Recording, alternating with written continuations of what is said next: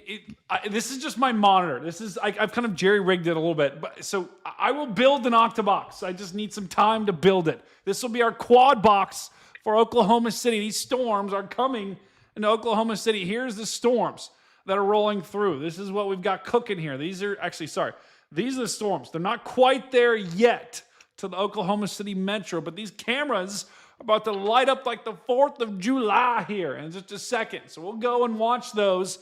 For now, we are going to continue to track these storms as they move through. I've sent the bat signal out. Who knows who's going to join tonight? It could just be Stu and I. It could be others. So we'll have to see here. But once again, we're tracking these storms as they roll through the Oklahoma City metro area. We're also tracking storms moving just north of Tulsa, Oklahoma. Wilson 016 super chatted $9.99. Hey Brady, happy Wednesday and hump day and middle of the weekend 6-7 and beaver emoji. Chat, is my mic too loud? It's fine. I Wow. turned it down a little bit. Is it good now, chat? Massive shout to Brother Wilson.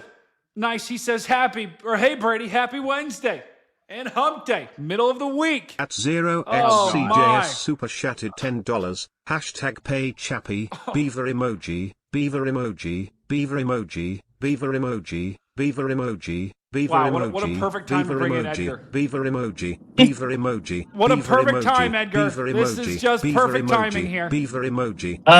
What did I emoji, walk into, beaver bro? Emoji, beaver emoji. Just- Beaver you don't emoji, hear it? Chat- Beaver emoji. The Beaver chat emoji, has- beaver I don't know emoji, who beaver started emoji, this, beaver emoji, but the chat beaver has emoji, figured out beaver how to emoji, game the beaver system. emoji, Beaver emoji. Beaver emoji. It's beaver insane. Emoji, beaver Brady, emoji, you're gonna have to up the beaver text-to-speech emoji. price. Beaver I emoji. might have to beaver up it emoji, because this is a beaver problem. emoji, beaver This is emoji. a massive problem here. Beaver emoji, beaver emoji, hashtag pay chappy, beaver emoji, beaver emoji, beaver Guys, emoji, beaver let's emoji, welcome Edgar to the beaver stream. emoji, Edgar, beaver welcome emoji, into the beaver stream, emoji, my friend. beaver emoji, All I can hear is beaver emoji, beaver bro. emoji, It's so beaver loud. emoji, beaver emoji, beaver emoji, So loud. beaver emoji, beaver emoji, Welcome beaver in, my emoji, friend. beaver It's not Could you good. imagine beaver Edgar emoji, just driving beaver the car? emoji, He just beaver joins emoji, and beaver sits in the middle emoji, of this. beaver emoji. Somebody beaver said in emoji, chat, beaver Jesus, emoji, bye, I'm beaver new here. emoji, beaver emoji, beaver emoji, hashtag pay You not chappy, just have, beaver like, a emoji, mute button? beaver emoji, beaver emoji, Heather! beaver emoji, Heather, beaver don't emoji, leave. I promise beaver there's emoji, more to the show Beaver than emoji, this. beaver emoji, beaver emoji, beaver Not build a emoji, mute beaver button yet, emoji, no. beaver emoji, beaver emoji, beaver emoji, Hollyberry beaver D says, I hear emoji, beaver beaver emoji in my emoji, sleep. beaver emoji, beaver emoji, beaver emoji. Heather, please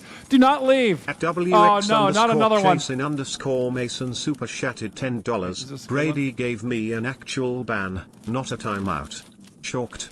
Now for some German 99 quatuortrigentillion 999 tetragentillion 999 duotrigentillion 999 untrigentillion 999 trigentillion 999 Can I just come back later?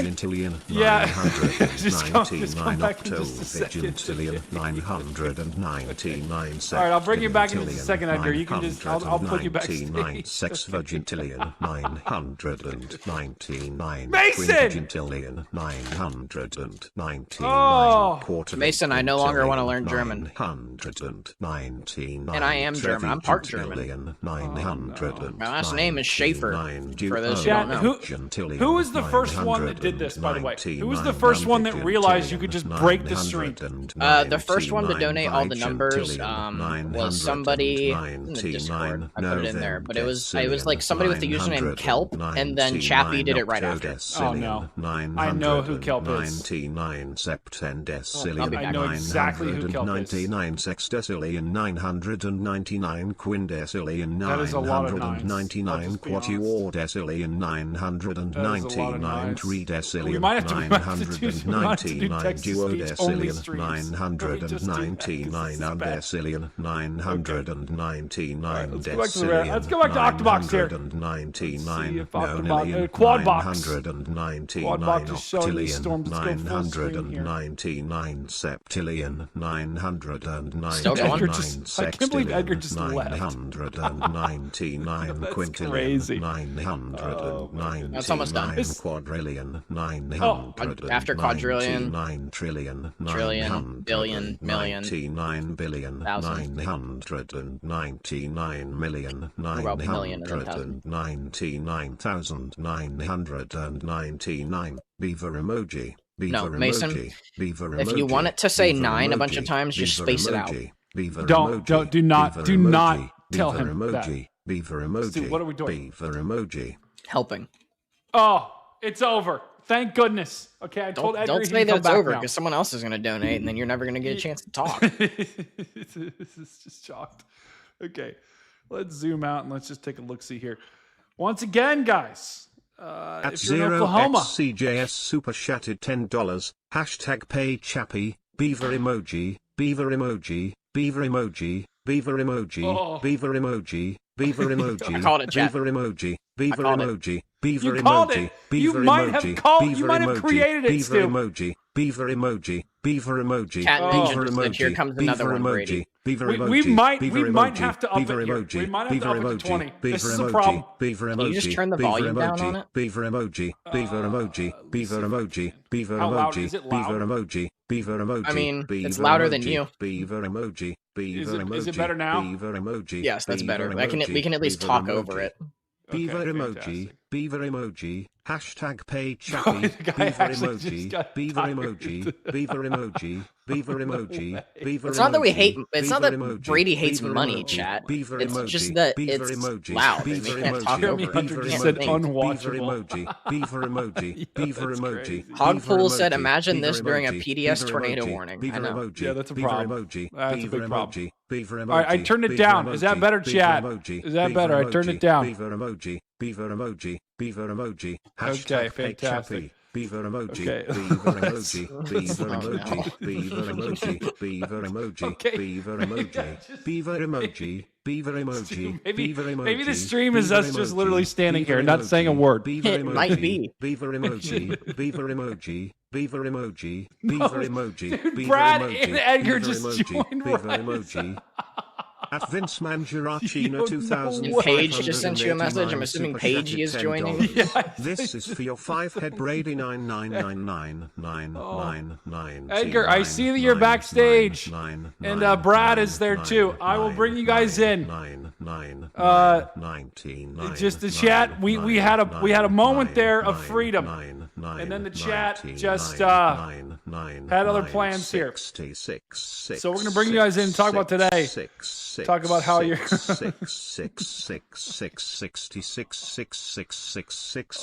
We're almost done. We're almost there, chat. Let's go back to Octobox here. Quad box.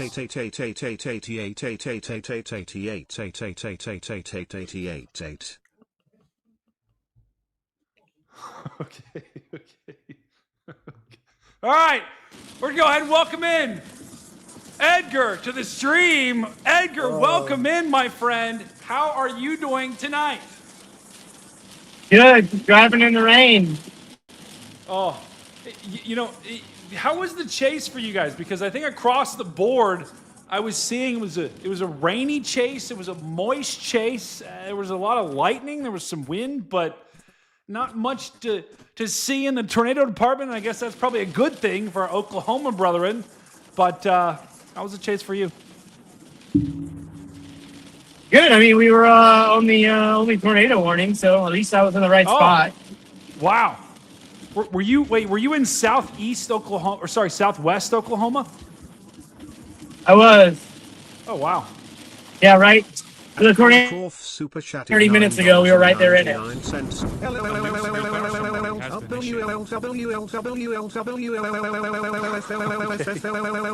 Bro, why don't you have a way to turn that off? I would have to go and delete it from I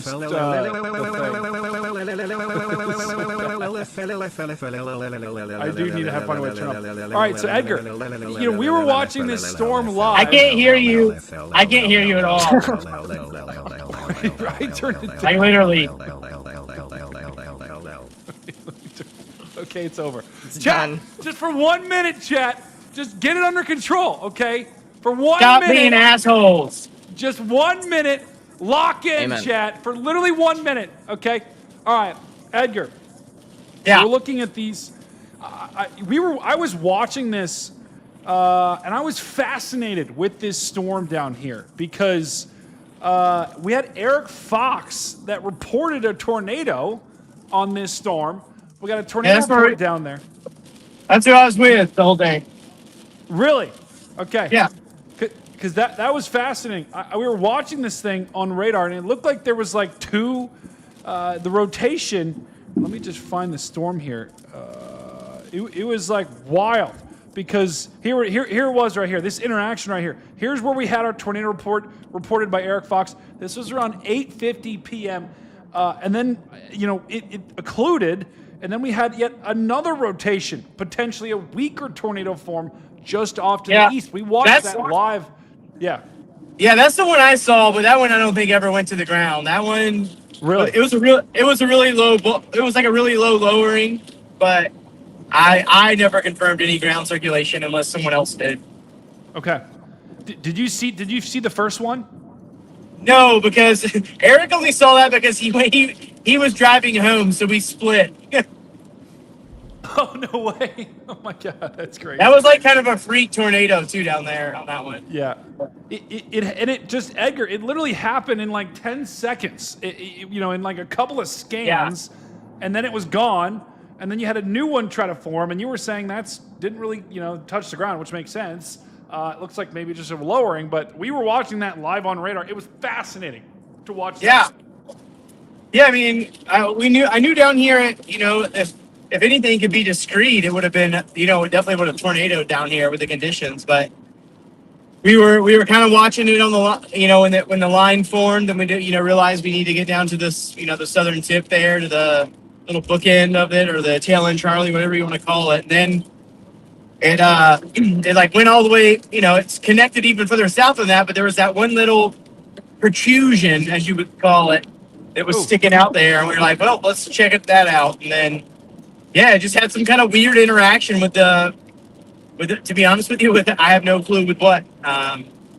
It was actually fascinating here because you could almost see, it's almost like the outflow of that storm, that was almost like the outflow, basically like this was the outflow. I've got the dual box here, and then you've got the kind of the inflow working its way back in here. That's where you had that tornado that formed. That was just fascinating. Yeah.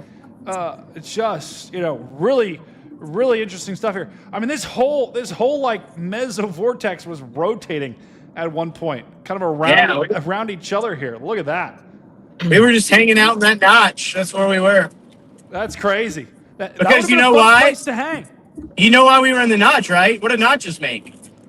Notches make NATOs. Thank you. You're welcome. Notches make NATOs. Yeah, and now Edgar, this is just is this what you're driving through right now? This complex right here? Yeah, I'm in Lawton, Oklahoma, so that's what I'm driving through. Got it. Okay, that's the leftovers here. Yeah, So you're gonna be. Yeah, we're gonna be right in front of it, and probably just have to drive down through the whole line all the way back to Oklahoma City. Yeah, that's what I was gonna say. You're gonna be, these storms are moving. Let's see. These storms are moving at a clip of... A new severe thunderstorm warning has been issued. I think they're moving around 40 miles an hour. So, yeah, you're probably going to be... He's going to drive right up this highway here at Oklahoma City. So you're going to be right in the thick of it here for at least, the whole way. But there's a pretty good... At least the whole way. Yeah, at the bare minimum, the whole way.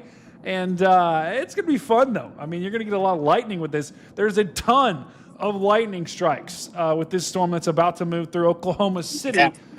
But Edgar, I don't really think there's much of a tornado threat with this storm. I don't know if you're worried about anything for our Oklahoma City brethren, but I mean, there were some kinks for a little while in that lineup there. It was, but maybe a little QLCS something could happen. But I agree. I'm honestly just trying to get home so I can sleep for like 5 hours and then drive to Illinois in the morning. So, yeah. What are your thoughts? What are your thoughts, Edgar, on tomorrow? So, guys, we'll continue tracking these storms. Let me go ahead and show you the risk for tomorrow. Tomorrow we got this enhanced risk all the way up. Here's where they are now. Here's where Edgar's gonna drive in the morning. That's gonna be interesting. That's gonna be a fun drive. But luckily, is Drew? Are you going with them too? No, Drew, I'll actually have Mark and Matt Payton with me tomorrow. Oh, no way! So they're leaving Dallas at 3 a.m. to get to my house at 6 a.m. when we're going to leave my house. Oh my! That should put us like roughly in Peoria by like 2:30. Wow! But yeah, I was hoping you could tell me because we've been chasing since like noon today. So what time is initiation tomorrow? Yeah, let's take a look, guys. First of all, this is our threat for tomorrow. We've got this risk right here. And don't worry, Chad, I am watching the quad box. So I will tell you, we'll bring you back to these storms in Oklahoma when they do hit. This is your risk for tomorrow. It's an enhanced. Enhanced, it's very confusing, but enhanced is basically a 3 out of 5 here. So that's that risk here. It's centered in Illinois. So if you're an Illinois brethren, tell me in chat. If you're an Iowa brethren, that also includes Du Bois, Iowa, my favorite town in Iowa, followed a close second by Des Moines. But that also does include far eastern Iowa. Also included is Wisconsin, which also, Milwaukee is right on the edge of that as well. So that is your risk for tomorrow. Let's take a look at what time storms are going to fire tomorrow, because we haven't really talked about tomorrow just yet. We've been kind of locked in on these storms down here. Let's take a look at the latest HRRR here, and we're going to go. This is the 0Z, so this just came out just a little bit ago. The interesting thing, Edgar, is there's going to be this big line of storms that forms all the way back down potentially to Mexico tonight. And if you're getting up at 6 a.m., you actually could be driving through storms all the way there. I'm hoping that there'll be a break, but it does look like by about 10, things start to dissipate here. But check it out. In the morning, we're having a warm front that's lifting to the north. And so that warm front is likely going to kick some things off early in the day. Watch what happens. This is 1, 2, 3 p.m. we might not ever get a clearing here unless you're on the southern side. But storms should kind of, you're going to have an initial round that moves through in the morning. Those could reinvigorate as we go throughout the afternoon. But then your second wave by about 2, 3 p.m., things could start forming. And then continuing on by around 4, that's when I really think things are going to pick up in a major way. And that is likely when we're going to have several storms moving through. And then, I mean, you could have another round that develops around 8, but that's along the cold front back here in Illinois. So it looks like I might be able to get there in time if I leave at 6 a.m. A new severe thunderstorm warning definitely. has been issued. Tomorrow, it looks a little bit, at least the latest HRRR, Edgar, looks a little bit sloppy. Yeah, it looks real sloppy. Yeah, it looks like big pile of sloppy joes. But the forcing and the kinematics, the wind profiles off the charts here. So if anything does form in States Creek, let's take a look at the Rufus here, because the Rufus has less convection forming, and then has this big time supercells firing right around 7 p.m. near Peoria, Illinois. So if the Rufus is right, we'll have less storms, but that actually will increase your tornado threat. So Edgar, I think you'll make it, but it's going to be about picking the right storm tomorrow, and there might be, looks like there's going to be a mess of different storms in Illinois. Yeah, I probably wouldn't even go up there if there wasn't a threat the next day, but might as well, right? I'm going to be there chasing on Friday. Might as well get up early and go see go see what I'm going to see tomorrow. Absolutely. I mean, the threat tomorrow it's a real threat, right? The environment is primed and ready to go tomorrow. What time is that right there that you're looking at? That's actually at 1 a.m. Friday. So that is interesting to me. But that's on the Rufus. Let's go back to HRRR because this is the Energy Helicity Index, guys. So this gives you an idea of, the twist plus the CAPE, the storm energy, and it actually kind of looks like the threat is where the CAPE and Helicity are overlapping is in southern, kind of south of where the risk is right now. The triple point, which is where a cold front meets the warm front meets the dry line, is likely going to be back into Iowa. And so, that's probably the best twisting of the atmosphere is going to be back here. The question is, will you get a storm? I don't know. But that's where I think the best kinematics are going to be for this particular storm. And actually, here is, I was actually looking at the wrong thing here. This is Thursday, and it does look like around 6 p.m. there's going to be some action in terms of your helicity plus your energy, and that's also going to be right near that triple point in Iowa with this. Where's that at? Where's that triple point at? Is that close to Peoria? Let's take a look. Let's look at the dew points. It's likely going to be probably to the west of Peoria, up here in Cedar Rapids. It's going to be in Iowa, I think, is where that triple point will be. You're still going to have a lot of turning of the winds here in Peoria, but your triple point likely is going to be near Du Bois. Because, guys, the way I know that is looking at this. Here's your warm front right in there. Here's your cold front back in there. Here's also your dry line back in there. So that's where all three of these meet. That's your triple point. That's where you're likely going to have the biggest turning of the winds. That's where you could have a tornado that forms here and rides right along that warm front. It's all just a matter of, will there be storms? That's the big question. A new severe thunderstorm warning has been issued. So that'll be interesting. Let me just see where the precipitation is tomorrow. You will have some storms around 7 p.m. tomorrow, potentially near that triple point, which is where that storm right there near Davenport. I mean, guys, that is the HRRR is literally printing out a supercell, right? You always look on this stream. We always talk about whales. Does it look like a whale? That is a whale. That is a supercell, and that's where you potentially could have some big time storms tomorrow. So That's good. At least that's a little bit later of a show, that second round. That would be the one I'd probably be more than likely chasing tomorrow. yeah, 100%. I'll be honest. I think there's going to be some early stuff that a lot of people go for and go east and then get pushed all the way to Chicago. But then I think there could be, a late bloomer here on the backside that could be the main show. Cool.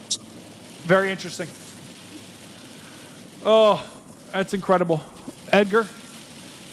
Sounds like you're in the thick of it right now, my friend. Bro, I'm just surviving in the rain, dude. That's But awesome. luckily, I mean, this is what we do. So I can't tell you how many times I've driven on this strip of I-44 after a chase going up the rain. It's the way it works down here. That's wild. Yeah. And you were on the only tornado warned storm basically all day. So Yeah, I mean, you nailed it. Yeah, I mean, we thought about going up north for the, northern Oklahoma. Then we just kind of looked at the venting. The trough didn't look right for up there. Even if there was an isolated storm up there. I don't know if you saw the one that happened around Hobart. Looked really good for a minute, but I don't think it could get the right venting up there to produce anything. So that's why we were like, yeah, it's probably going to be an MCS down here, but we'll take our chances. Yeah, and it paid off, and I'm glad for the residents of Oklahoma. It didn't actually turn out worse, but it's April 1st, guys, and interesting. There's actually been an enhanced every single day, every single April 1st for the last 5 years. So that was another interesting factoid that I saw. That's interesting. I didn't know that. That's a good fact, bro. I know. It's incredible. It's interesting. Because the people that drive with their red hazards on are my least favorite people, by the way. Like, if you have amber flashers, I get it. But if you have red ones, it just looks like you're stomping your brake. It makes it really hard in the rain to tell, is that person hitting their brakes or do they have flashers on? New poll, do you drive with your red ambers on, flashing? Fun fact, it's against the law to drive down the road with your flashers on. Wow. That is amazing. Yes, Yeah. I do. I'm chalked. No, I do not. I always say, like, honestly, if you are to the point that you feel like you need your flashers, your best bet's probably just a pullover. Yeah, I agree. This is our view right now of where Edgar's driving. Actually, Edgar, I'm going to see if I can find you on the traffic cameras. I'm well north of Lawton now, so you probably won't find me. But I am on I-44. Like, look about 10 miles north of Lawton. Okay. If there's a camera there, you might see me. All right, I see it. We're going to try to track here. These are the cameras that I got. This is my makeshift quad box here in Oklahoma City. And we are seeing some lightning starting to pick up here. I'll check the NAM as well. Red ambers, Mama G, are the flashing lights that you see. The hazard lights, exactly. Janice says Stu is so serious. Stu is absolutely locked in right now. Yeah, I was doing some more research. In 2024 and in 2025, we had a moderate risk on April 2nd for both of those days. So if tomorrow somehow gets upgraded to a moderate risk, it'll be the third year in a row where April 2nd will have had a moderate risk. You think we'll be able to punch out in front of it at all? Wow. Well, we're going to get a break. We're going to punch through this guy. Oh, my. Yes, I'm very locked in. Looking. Yeah. It'll get light. I think it heavy again later. Yeah. Oh, my. Oh. Edgar. Tell us. So tomorrow, you're going to be streaming live on YouTube. Do you have an idea, like mid-afternoon? I'm sure people are wanting to tune in tomorrow. Probably morning has been I'll probably go live around 2 or 3 o'clock. Fantastic. Hold on, let me look it up. All right, guys, I'm getting Edgar's page right now. Wait, Edgar, I think you're still live. Yeah, I am, but you can't show it. But I am live. Oh, yeah, no, I'm not going to show it. Yeah. I would definitely let you show it, but I signed an exclusive with Max, and we don't want him to be mad at you. That would be a problem. Or me. It's pretty epic. Yeah, guys, Edgar is still live. If you want to check over his stream, I'm actually going to link his link his stream right now in the chat. Go check The him out. advantage Make of sure having a bunch of phones, I can go live on this one with you. And that's incredible. That is incredible. we have like 6 iPhones in this car right now. Oh, wow, that's awesome. That's absolutely awesome. Yeah, Edgar. It depends on how long you're gonna be live. I mean, I could raid you too at the end of this. Sweet. All right. Well, I'll let you go now so that I can drive through this beautifully heavy rain, and I'll catch you guys tomorrow night. Yep, absolutely. Guys, make sure to go watch Edgar's stream. Go smash his like button, smash his subscribe button. And tomorrow, Edgar's going to be chasing in Illinois and Iowa. So he's going to be in the action tomorrow. So go watch him tomorrow. He's going to be streaming sometime around 2 p.m.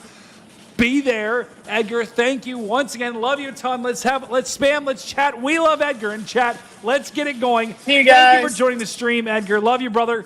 Love Drive you, safe. Stu. I love you. I didn't even get to talk to you. Stu, Love you, you're the Edgar. man. Peace out, man. Peace. Wow. And with that, we're going to welcome in Storm Chaser Brad Arnold, who's joined the stream, Uno guy. potentially the worst Uno player we've ever seen, but he is en route to chase the storm tomorrow. Let's welcome Brad Arnold to the show. Brad, welcome in, my friend. What's up, fellas? How's it going? Oh, we are cruising, looking for an Chilling. absolute bruising right now. Stu, would you agree? I'm not looking for a bruising, but I'm chilling. I'm looking for a bruising because I tripped because I was being rushed earlier, and I tripped and fell and twisted my ankle as I was trying to scramble to go live. That's not good. Because I thought Connor was going until about 10 p.m. tonight. He ended at 8:30, so I was in a mass panic to try to start the stream. So Brad, welcome in. Where are you right now? Are you driving to get not to the threats I'm tonight? driving. Are you driving to get positioned for tomorrow? Yeah, I'm driving right now. Left my home in Huntsville about 3 o'clock this afternoon. Coming up on, I think we just passed through southern Illinois. So stayed in Peoria tonight. glad I forecasted well and didn't chase that garbage today in Oklahoma. That's for daggum sure. Oh, yeah. It is. It's turning out to be a wet, moist mess down there. Slop fest. A WMM, wet, moist mess. There's a new term here on the stream. I'm confused, man. I call it like it is, Brady. I call it like it is, man, and I keep Call things, like it is? I keep things 100. We like that. We like that on the show. Hey, the SPC has really been struggling lately, dude. Yeah, you got to call it like it is. You call a spade a spade.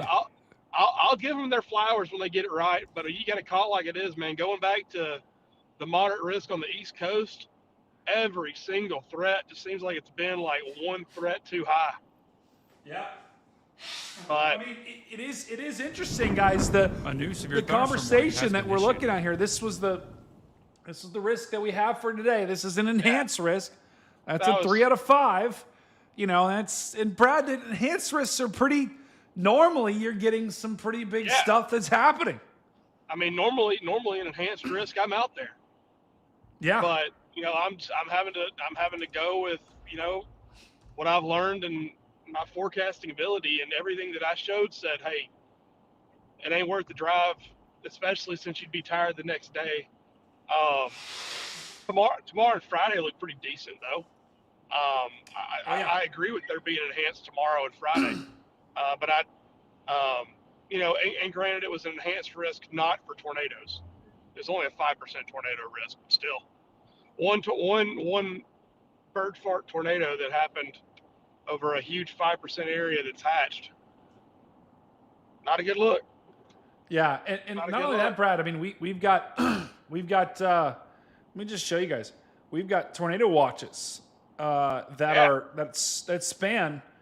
They're like in Missouri and stuff too. Yeah, and granted, they go till 2 a.m. Actually, they just extended it. So we're not done just yet. They can cancel those. They can cancel those. Yeah. It's done. Yeah. So we've got. I don't want to. You could have that rogue tornado or whatever, but nah, that's the problem. Today is done. The problem is we've got tornado watches in Texas. We've got tornado watches through Oklahoma. We've got tornado watches through Missouri. That is, that's almost. Let's see. That's almost. Let's see. 550 miles of tornado watches. There's a lot of big towns in that. And how many tornadoes have there been today? Right now, there's been 0 tornado reports. Well, that's not Eric accurate. Fox. Yeah, we had a confirmed report. I saw Eric's video. It was confirmed. Yeah. So there was one. So there was one, and it was down here in Southwest Oklahoma, and that was from that Eric Fox report. So and I'm hoping I can give the SBC credit tomorrow. Yeah, I'm hoping I can. I would go enhanced for tomorrow. I agree with their forecast for tomorrow. I understand where you're coming from with their outlooks so far this year, but It's not just this year. Well, okay, but for their new system at least. Yeah. I'm giving them the benefit of the doubt for the new system because we don't really have verification to go off of, right? It's the first year that SIGs have become operational instead of within their internal test beds. And within the SIG stuff, it's not necessarily that we have one big risk area anymore for significant tornadoes. We now have 3 different levels, and they're basing those SIG issuances off of math. They've I think Andrew Lyons from the SPC even said that in a reply to some tweet, that the reason why you're going to see so many SIG 1 risks this year in pretty much every outlook that they issue in the spring and the summertime is because the math says it should be there. So if that's the case, then why not just have why not just put, and Brady, you may agree with me on this, why not just put every single 365 days a year, 24/7, drop a 2% hatched area across the whole freaking continental United States and just be better safe than sorry, right? It would verify. Like, what are we like? Come on now. Listen, Brad, I agree. I think, and chat, I'm going to do new poll. Let's be honest and call it what it is. It's a cover our butt system. Yeah. Here's what I will say. I am the format. What you're looking at here. This is from the Storm Prediction Center, and this is what they issue to the public. But they've said it themselves, and everyone says this, that the SPC forecast it's not meant to be for the actual general public. Like, we're talking about the people that look at weather.com every morning. And it's hard to understand it for those people. But the problem is it's for people like me and you, Brad, and you, Stu, to explain to people what this means. And I can explain the red. I can, the brown versus the green. I can explain that, right? We can explain in this brown, you're more likely to get a tornado than you are in this green, right? That's fairly easy to understand. When you're looking at these dashed lines, right, and this is SIG 1, this is basically saying, hey, you could have up to an EF2 tornado, right? The problem is that is almost every situation, right? And that's why I think, at least for SIG 1, they should not have a level for SIG 1. Because almost every tornado, you're not going to be able to say, hey, we're only going to get EF0 tornadoes that day. You would have to have a very specific day to say, the only time you wouldn't have this hatched right here, this line, is if you can say, hey, we're going to get all of our tornadoes today are going to be EF0 or EF1. And that's impossible to say, right? You're never going to be able to say that because tornadoes, can EF2 up to EF2 is pretty standard, right? EF3, EF2, EF3, EF4 is when you start getting very strong. And so the problem here is when you have this risk like this, you're going to see this almost every single time, at least the SIG 1. And it's confusing, I think. It's confusing a lot of meteorologists in trying to communicate this to the public because I'll be honest, some of my chat probably has a good idea, but most of my chat's probably like, what the hell is he saying, Right. So. Yeah, But- in my opinion, I think they should just do away with the level 1 hatch where it says we can have an up to EF2 tornado, because you could put that on every single risk. Hatch it or double hatch it for hatch it for an EF2 or EF2 plus, and double hatch it if you think there could be a violent tornado in EF4 plus. I think it's pretty simple. The thing is, the people in the weather industry, whether it be broadcast meteorologists, research meteorology, any type of, they were all wanting more. They were wanting simpler. They were wanting it to be simple. Yeah. And this is just, and the SPC's just like, yeah, we took that and we just threw it in the trash, and we're going to do our own thing. When they had let's be honest here. They do a great job. They're the most talented people at what they do in the country. They had a job that was already tough. Yeah. Like, predicting the future is hard. If you didn't know that, it's very hard. Heck, just go look at your March Madness bracket to see how bad that is. But it's awful. You took something and you made it even harder to predict. And I feel like they made this. So first off, I think that they added the hatched risk area just to save their ass. Yeah. I mean, just and with every, there's no such thing as a general thunderstorm or marginal risk anymore. Warning has been issued. Yeah. Everything is a slight risk, and it's just because I get people asking me all the time, Brad, why aren't you chasing today? Why aren't you doing this? Why aren't you like? Because it's not worth a 10-hour drive to go chase a hailstorm. For sure. Yeah. And you know, it's the problem. Well, I'm all about innovation, guys, but people as it is don't understand. I mean, at the bare minimum, people don't even understand these circles, right? They don't even understand the difference between marginal, slight, and enhanced, right? Most people actually don't even understand the difference between a tornado watch and a tornado warning, right? 50% of America doesn't understand the difference. So they are not there. There's no way. J.R. Smitty doesn't even know what a circle is. Exactly. J.R. Smitty doesn't even know what a circle is. Yeah, and I mean, that's the public. I get that the SBC outlooks are not made for public, but it's made for TV meteorologists to be able to relay that in the local National Weather Services. And when they don't even know how the hell to interpret it, I just feel like we're making a system that is imperfect and trying to be perfect, and you're just going to make it worse. Yeah. Brad, I want your take on this. So the way that when I thought about our old SPC outlooks, right? I thought that, okay, this is what is going to happen, or it's going to be somewhat close to it. I think these new SPC outlooks with the new issuance of the conditional intensity groups, or the SIGs, I think these outlooks are catered more towards the potential of the event and the potential ceiling that the event has. If that's the case, then the SBC is turning into a bigger hype machine than anybody that you'll see on social media. Because when I was going through, they have a lot of research that back this stuff up, but on a couple of their graphics, you notice that they're using the word potential.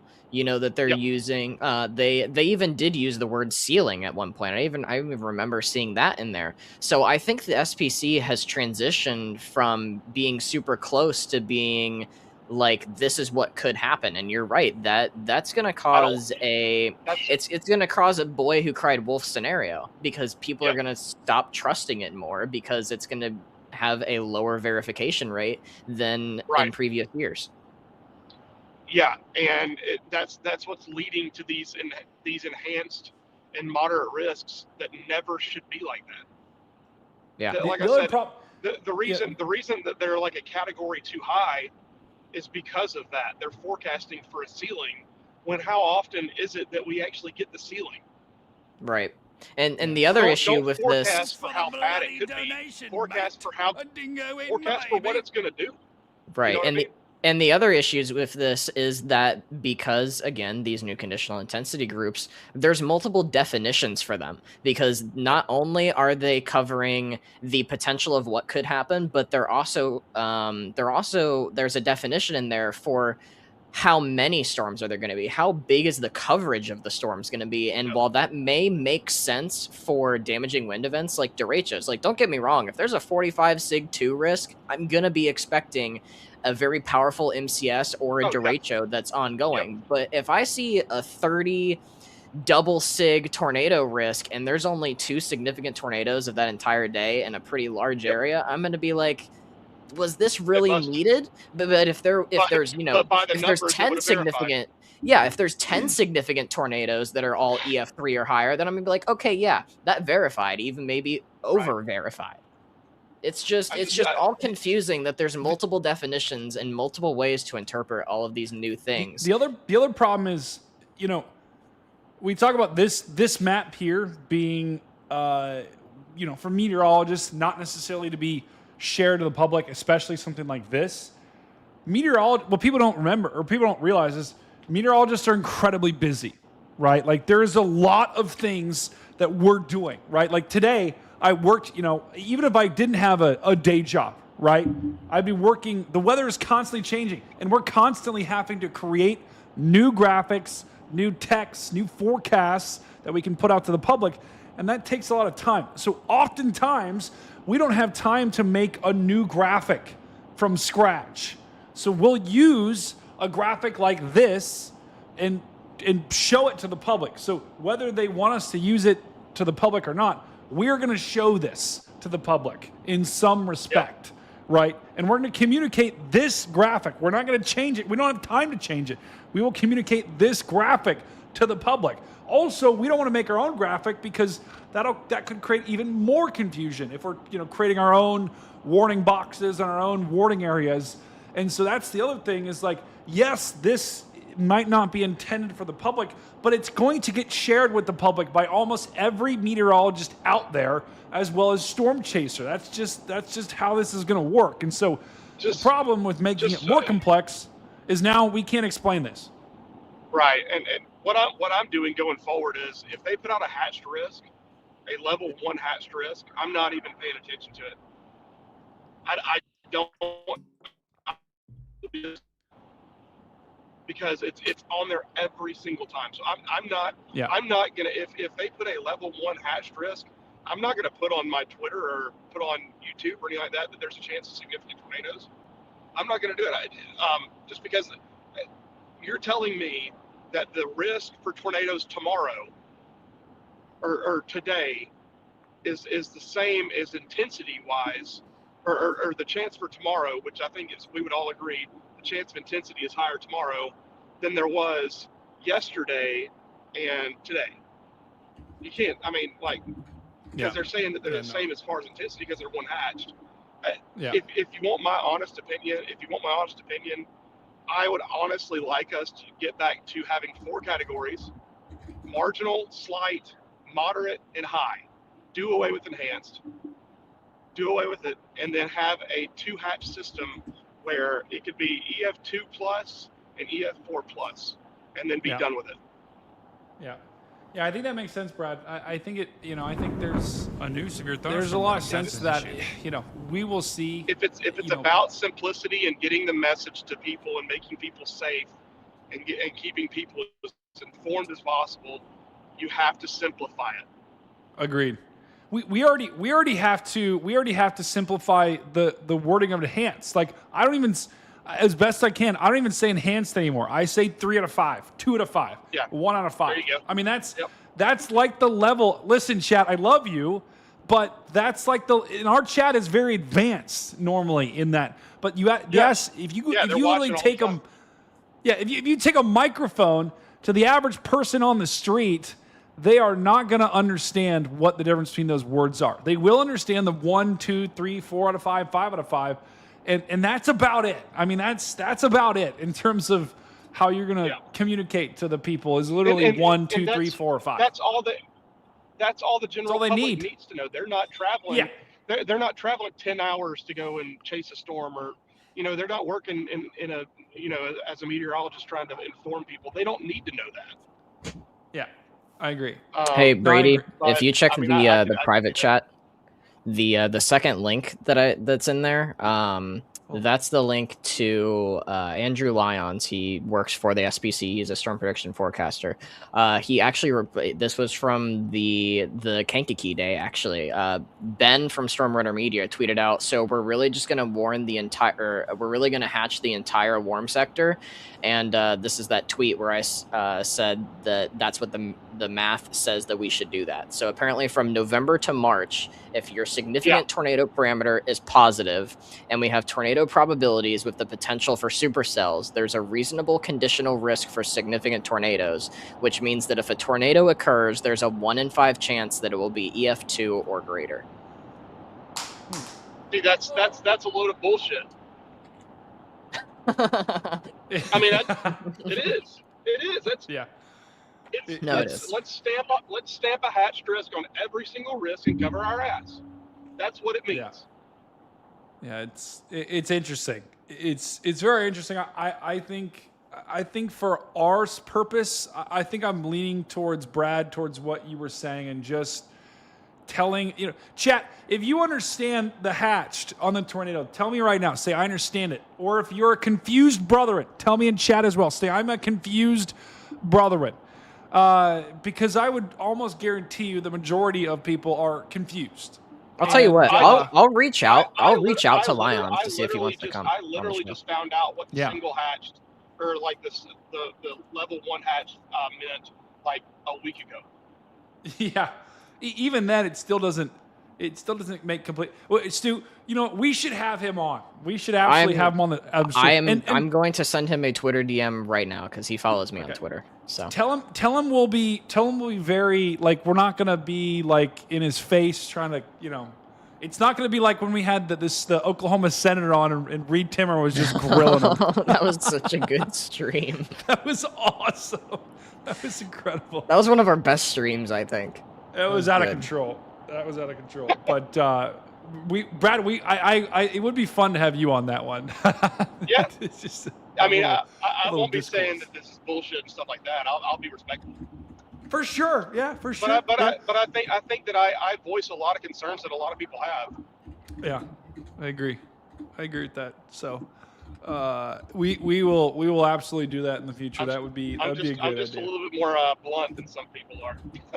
That's okay. We like that on the show. That makes a great that's make great conversation. That's the kind of stuff that we need to have. So Brad, let's talk a little bit about tomorrow. Let's because do it.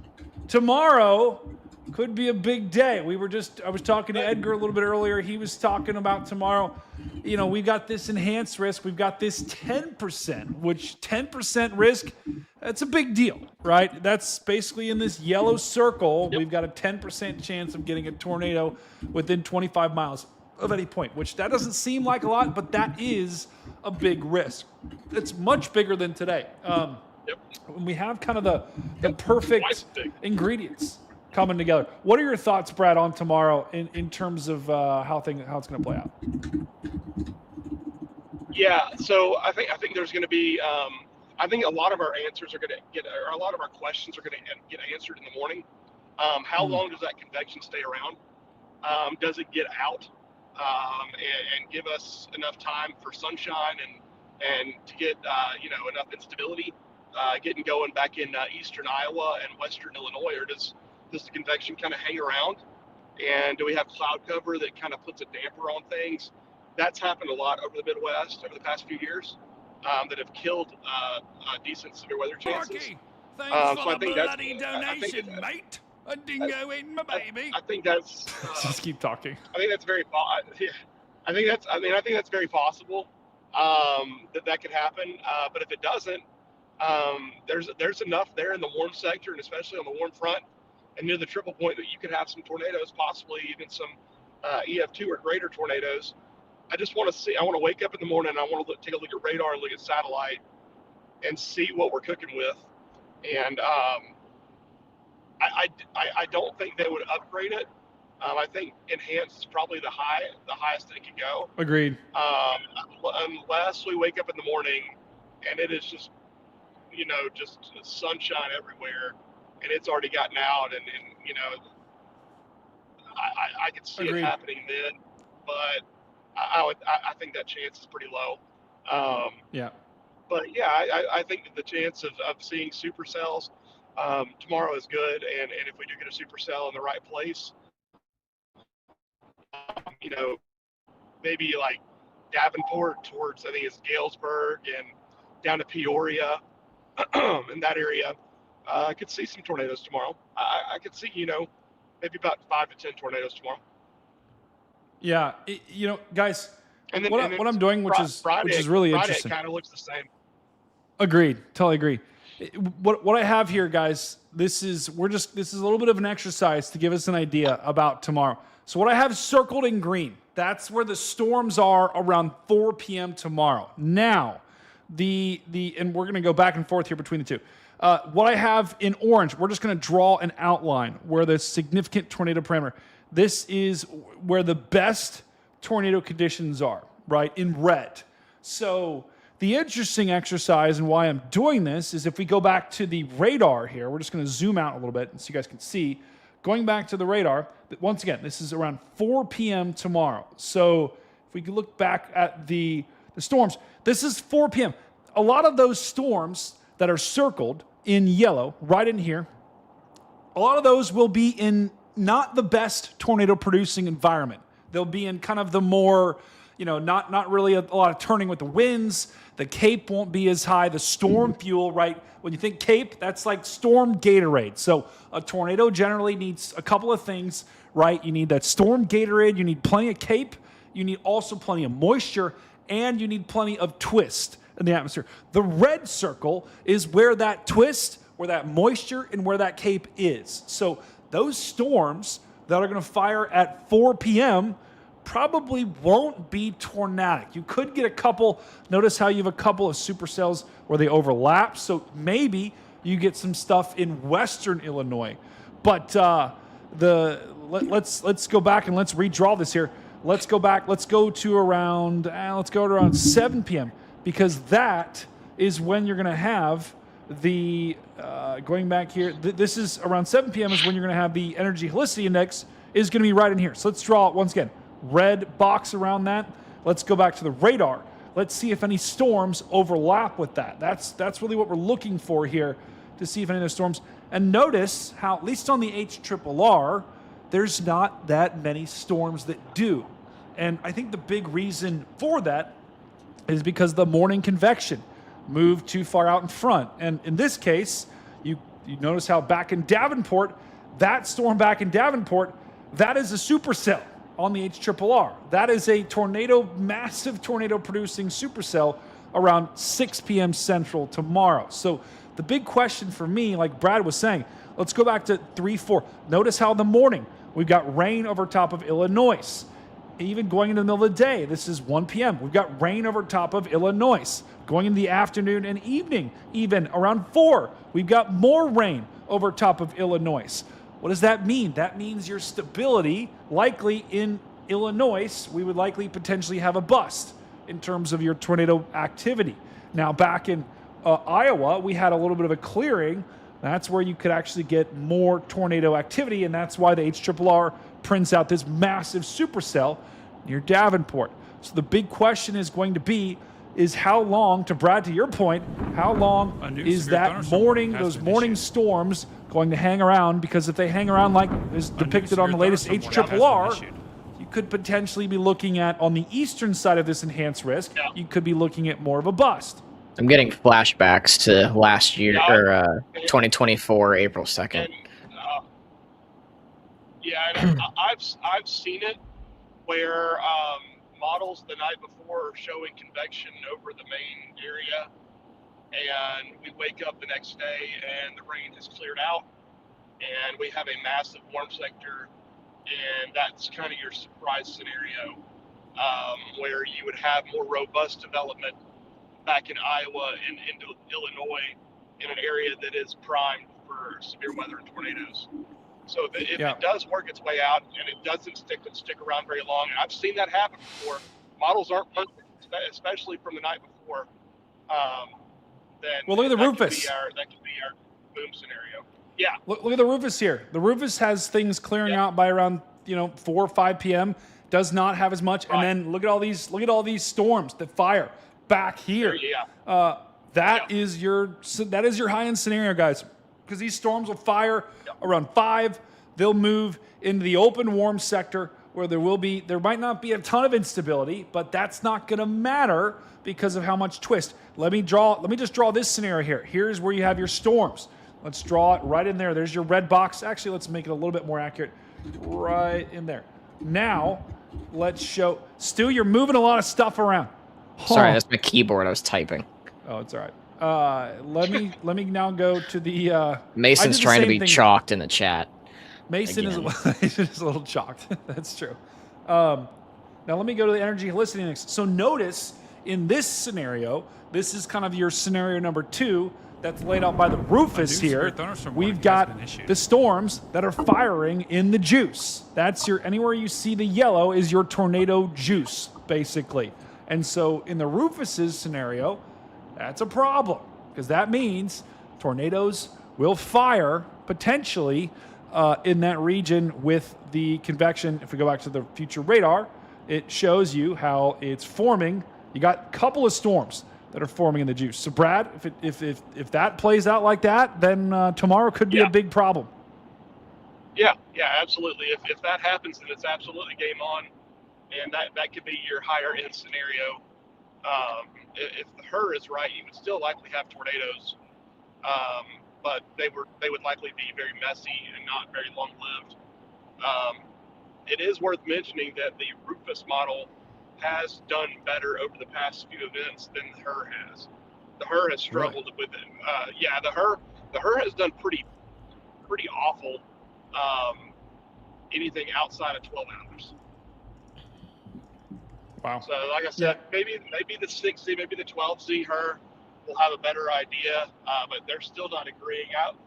This far away, I would tend to agree with the Rufus model. Yeah, it is very interesting, guys, and we're gonna watch this tomorrow. Tomorrow could be a big day, and then Friday, Brad, we've got another risk on Friday. We've got yet another enhanced risk on Friday. Friday could be a big day, Friday could get upgraded. Yeah, absolutely. I could see Friday getting upgraded to potentially moderate. I mean, when we have day 3 enhanced, guys, the SPC normally doesn't go anywhere but up, right? Yep. If you have a day 3 slight, we saw a day 3 slight with the threat on Thursday, that got upgraded to an enhanced. So, the SPC, they're going to only upgrade this. I don't think they're going to downgrade this. So we'll have to see here. But I think about like 95% of day 3 enhanced risks probably go to moderate. I don't think I've ever seen day 3 enhanced not go to moderate. It's pretty rare.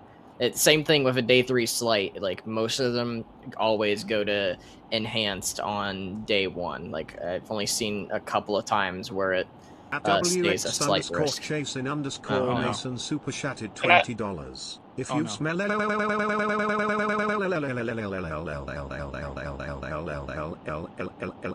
might be a great time for a commercial. We can't have this if we bring lions on here. Like, this has to go. That has to be a serious stream. That has to be a serious stream if we get them on. 999 free Kelsey 999 free everyone 999 send deck pics. Slap that wood emoji on my screen. Yo. Someone needs to ban him right now. Mom, if you're watching, I'm sorry. Mason, you realize you've just chalked me tomorrow. There is, oh my goodness, Mason. A lot of that was fine. I was going to ask you, Brady. I thought you said you went bald. Yeah, I got a hairpiece, so it's a toupee that I'm wearing. Oh. Yeah, so it is. It is. You would be shocked how many people fell for it, dude. Like I literally got a message from my aunt who said, "Are you bald?" I got a message from my cousin who thought I was bald. My parents, my sister-in-law's parents sent me a text. My grandpa called me today and was asking if I was bald. So it was literally I feel like my whole family saw it and just fell for it. And I feel like half the chat was falling. There was people that were saying like, wow, we're so glad you embraced your true self. I was just like, oh, no. That's pretty good. It was bad. That's pretty good. It was bad. Yeah. That's a heck of a guys, I gotta if take a Brady quick bio were, break. If he We're were gonna take ever a to quick go bio bald, break. he would be like Mr. Clean. Yeah, that's a problem. I'm going to take a quick bio break here, so I'm going to put on a quick commercial. I'll be back here in a minute. Let's put that commercial on. I have ears, chat. I'm just always wearing a headset because that's the way I hear you guys. This dude does not have ears. Brady, you need to make some different commercials. I know. Yeah, can we make a commercial with me in it? Sure, why not? Storm chasers, meteorologists, truck drivers, random people on the road, civilians, get rid of every single one of your apps on your phone except for this one. This is the only one that you need. Google Maps, don't need it. Apple Maps, don't need it. Apple Weather, definitely don't need it. Weatherfront, you need it. We've got radar, we've got soundings, we've got models, we've got observations, all in one app. So I don't care what you gotta do. Sell your car, sell your house, get rid of everything. Download Weatherfront at the App Store now. It's only $9.99, so you won't need to sell any of that. But do it now. It's the official weather app of the Stormfront Freaks. I need to play that one.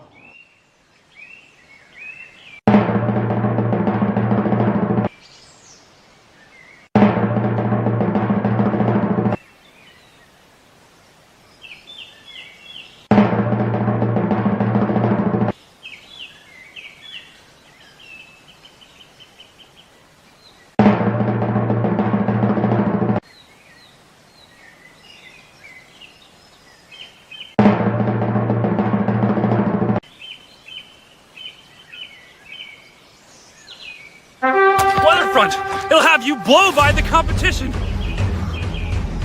It's got radar, observations, models, all in one epic app. Blow by the competition! Woo! Weatherfront, the official weather app of the Stormfront Freaks Network. Brady, did you ever monetize your stream? Sure hope so. Because sometimes you forget to do that. That'd be a big problem. Let's see. That would be a very big problem. Oh, we did. I'll be honest. I don't really get any. We don't really get any very much ad revenue anyway, so it doesn't really matter. Hey, revenue's like revenue. Sounds like you get $20 from the guy asking for dick pics. Yeah, none. Not those, Brad. That's a ban.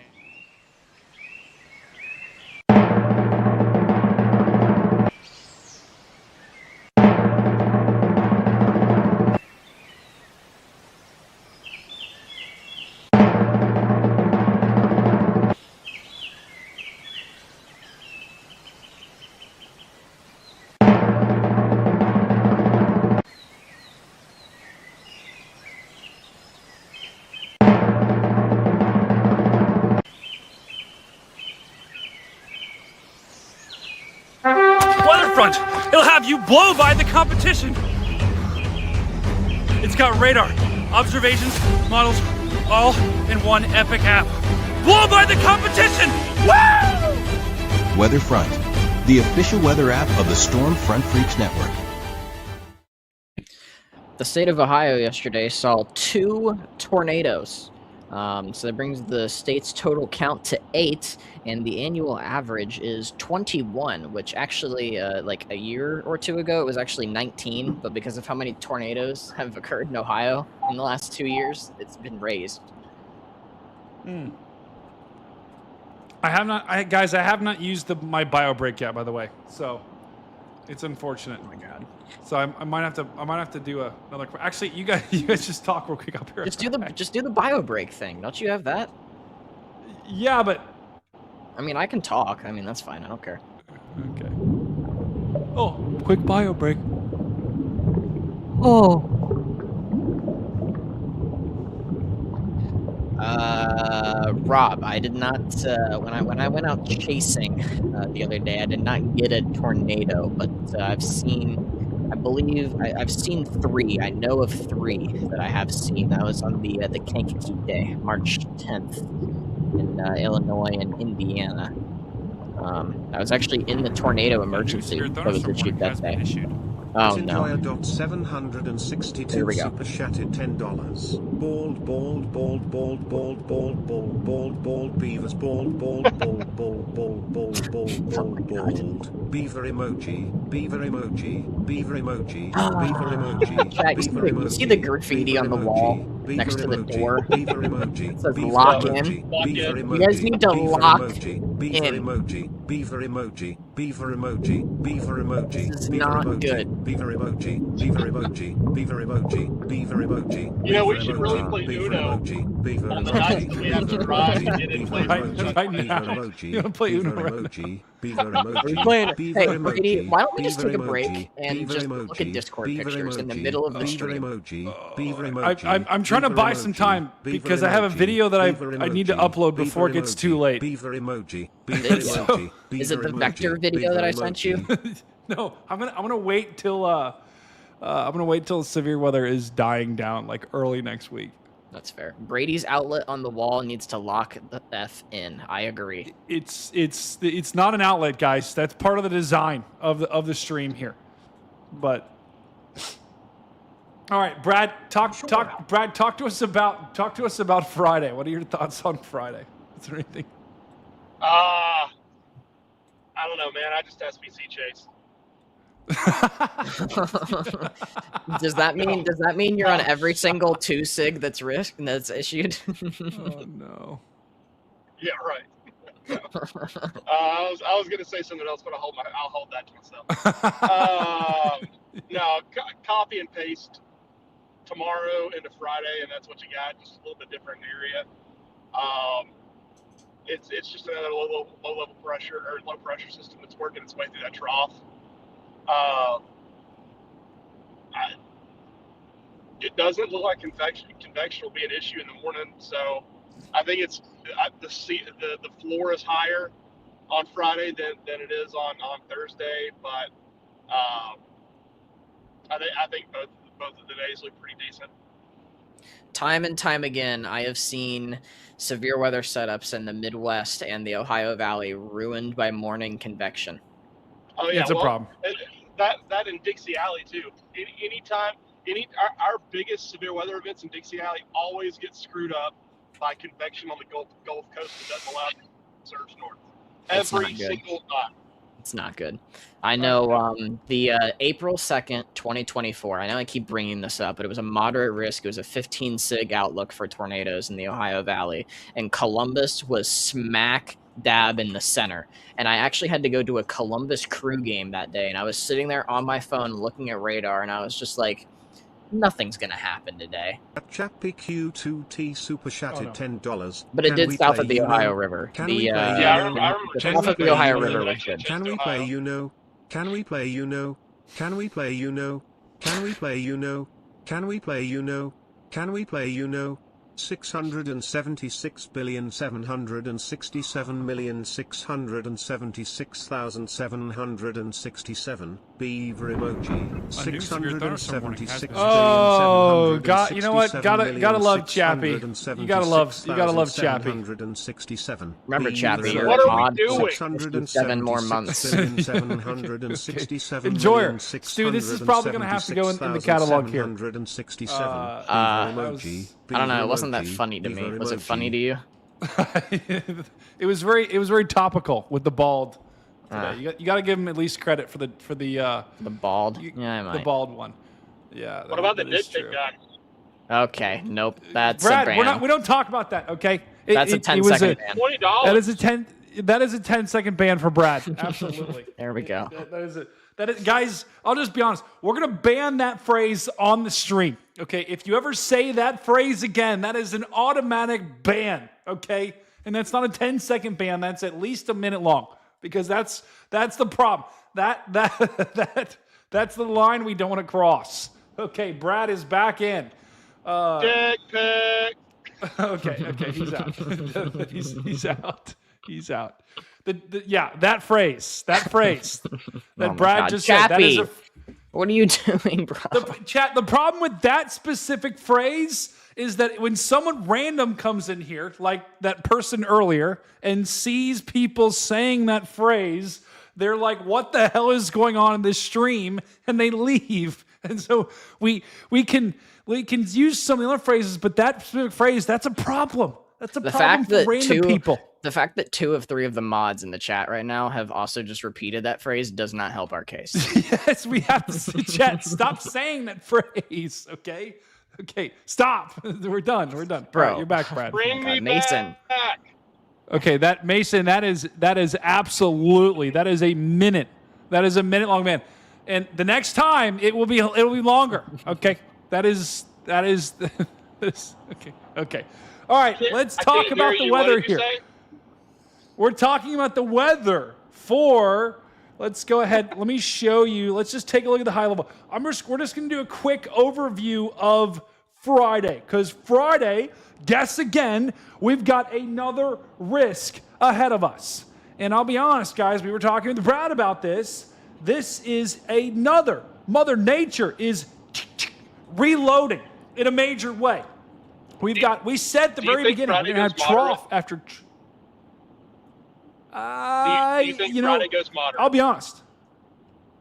Okay, I think just by looking at these two troughs, if I had to make a gut call, I would say yes. Because here's why, Brad. Look at the trough on Thursday. This trough on Thursday looks significantly weaker.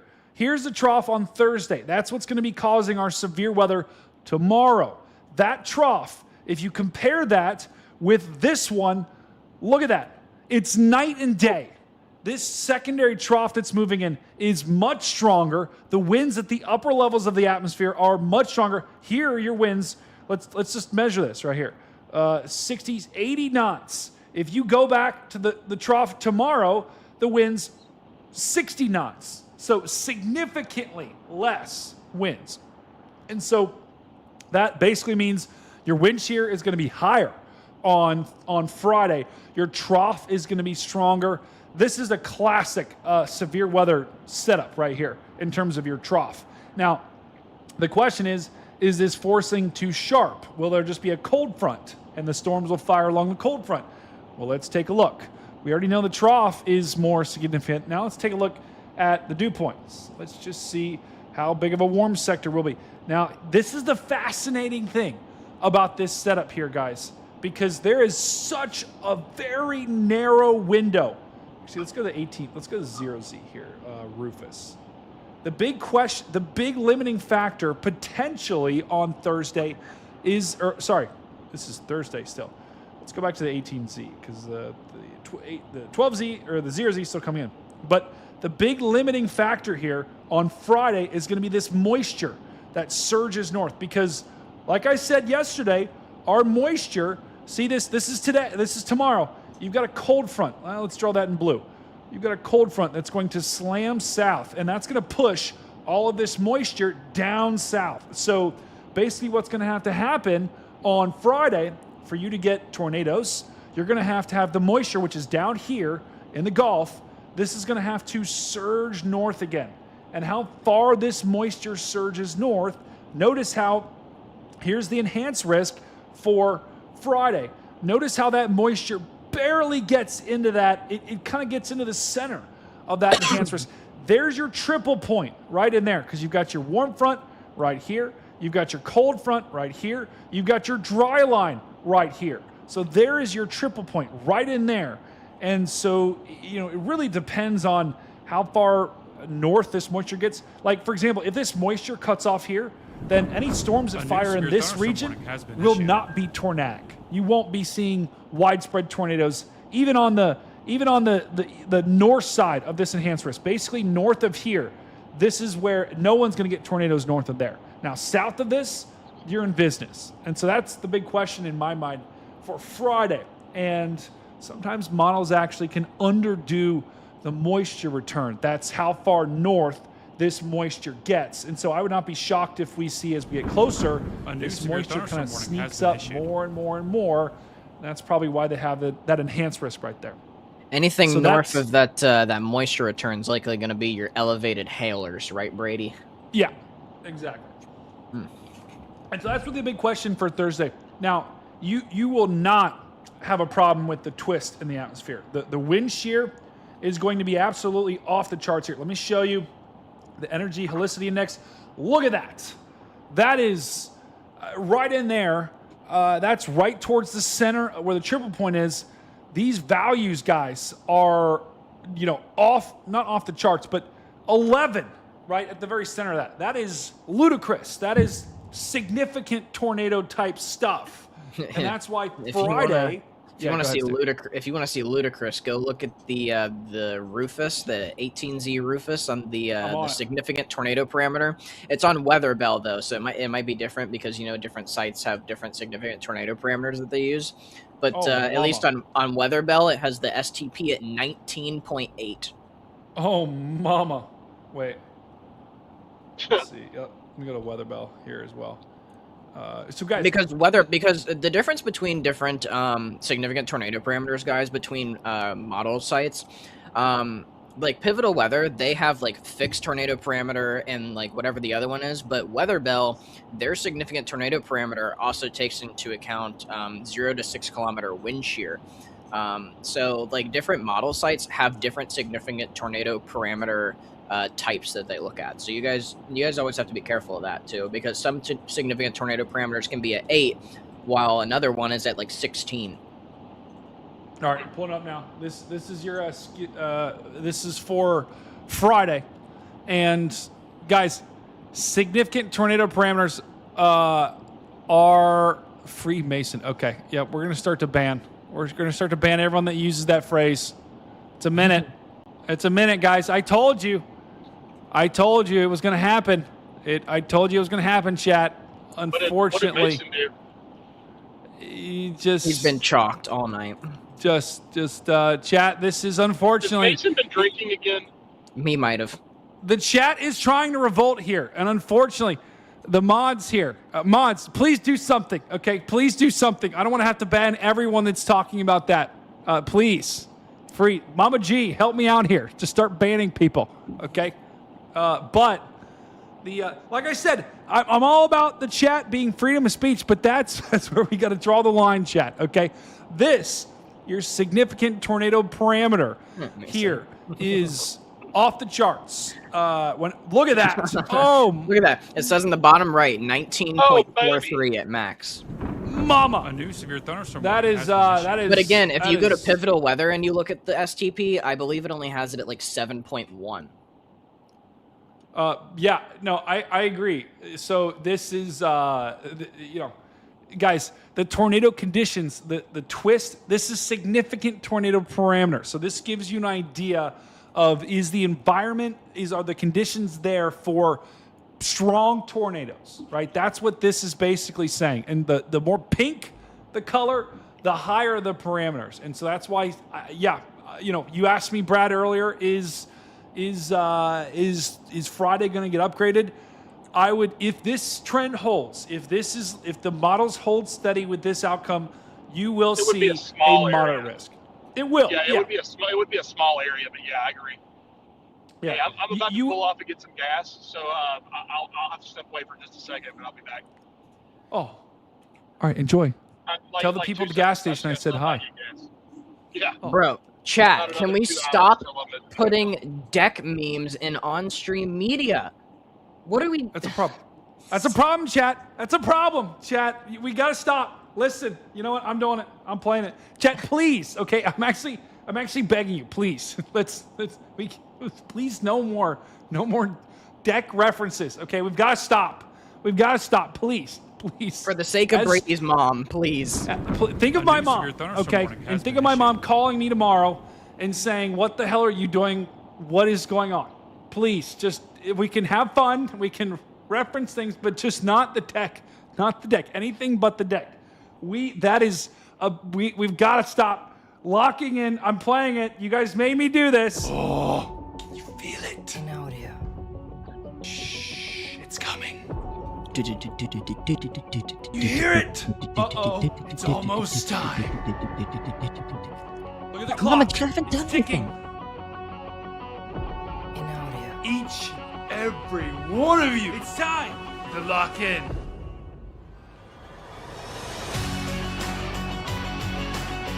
I want you to grab the bar above your head. Pull it down. Strap yourself in and get ready to roll because it is time to lock in. Come on. Let's go. Oh yeah. Let me hear the chat. The time is now. Let's roll. Time to go. Lock in now. Bro, you can tell when Brady says "let's go" in the lock-in commercial that he wanted to like laugh. You don't have a straight face like you do the other ones. Oh, hey, chat. This is what I'm talking about. Paul, welcome to stream. Paul is. This is what I'm talking about, chat. Paul is so confused. Okay, he's very confused. Please, Paige is chat. still texting you. Where's Paigey? Please. She had to. They won't be able to join us tonight. Oh. But please, chat. But this is your tornado parameter tomorrow. Paul, we talk about weather here. This is the big weather show. We talk about the latest trends in weather. And we are talking about the severe weather threats tonight, tomorrow, and into Saturday. Into Friday, where we have a triple threat. We've got triple back-to-back threats here. We're also tracking. Let's go back to our Oklahoma City cameras, which are finally the quad box here is finally seeing some action. Let's go to the quad box and let's see if we can see some lightning. Because this is a good little lightning storm that we've got here in Oklahoma, and we've got some storms rolling through. Got some good lightning. Let's see if there's any good shots. This is downtown Oklahoma. Let's make this full. Oh no. Okay, there we go. This is downtown Oklahoma City. You can see the raining in curtains here, and it's just, Paul, Ward, I love your show. I was just tuned in at an interesting point. Paul, I agree. Sometimes the chat gets a little chalked, okay? And we just need to reel the chat in because they are unfortunately off the rails sometimes. So, we got to know when to lock in. Once again, this storm is no longer severe thunderstorm warned even. So Oklahoma City is just dealing with some stormage here. Not really dealing with anything more than that. We're not dealing with any necessarily bad hail. We're just dealing with some. Oh, mama! Big time lightning there. We love Brady, that. I told the chat to behave, and everyone's listening to me and not you. That's what happens. When I speak, the chat does the opposite. It's literally insane, and I don't understand it. But thank you, please, yeah, absolutely. We like to have fun here, Paul. We got to keep it within reason, okay, chat? Especially since my mom watches the show, okay? And my mom is a very nice lady, and I would like to not upset the delicate balance of our family. Brad, have you had dinner yet? Yeah, I had a gas station pizza. Oh, from what gas station? QT. Never even heard of it. Me neither. You never heard of Quick Trip? Mama G says Brad had a corn dog. Did you have a corn dog, Brad? Oh yeah, I did have a corn dog as well. Oh, I had a slice of pizza and a corn dog and a Powerade. Really, really nutritious. Wow. A Powerade. What do you prefer, Powerade over Gatorade? No. It's just what they had. I just grabbed whatever they had. I'm just ready to go. When you're chasing, what is your go-to snack? I'm curious.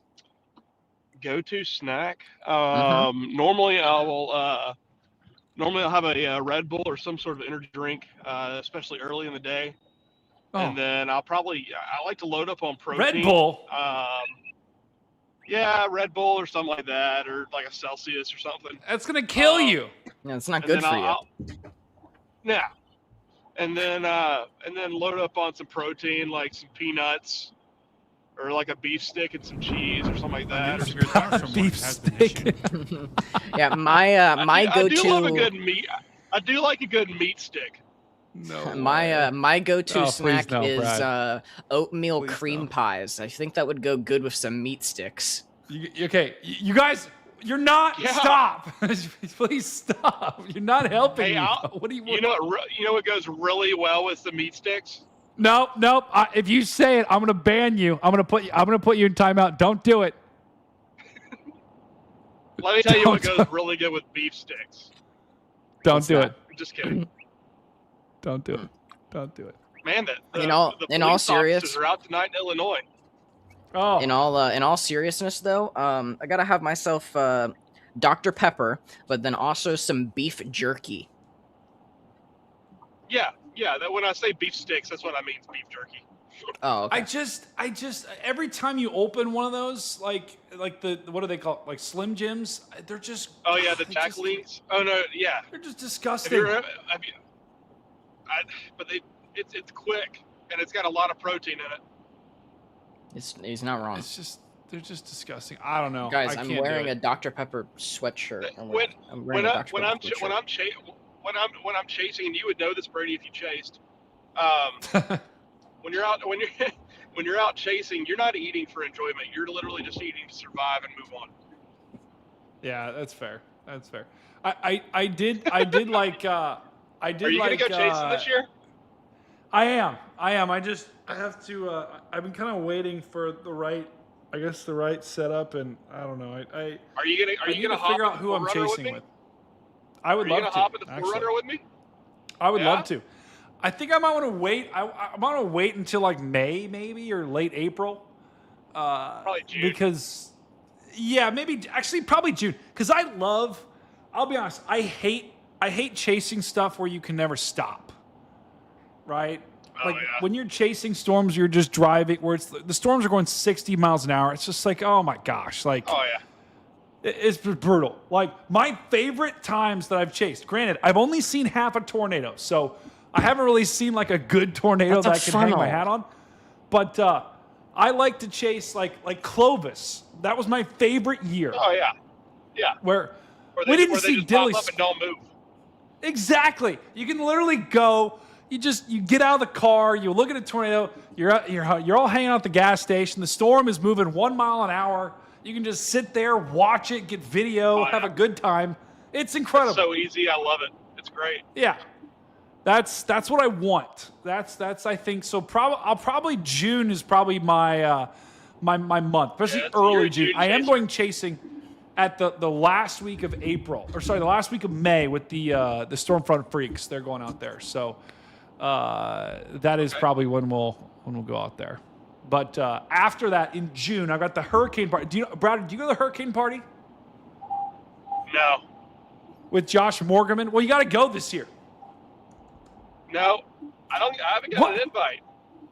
Well, it doesn't matter. I'm inviting you. I just invited you. Wait, where's the hurricane party? Where's that? I'm normally chasing during that time. That's at Josh Morgerman's house in Louisiana. And if Bayou La Battery or something like that.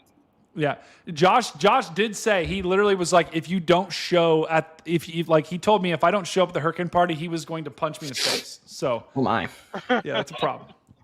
That's a big problem because last year I bailed at like the last minute.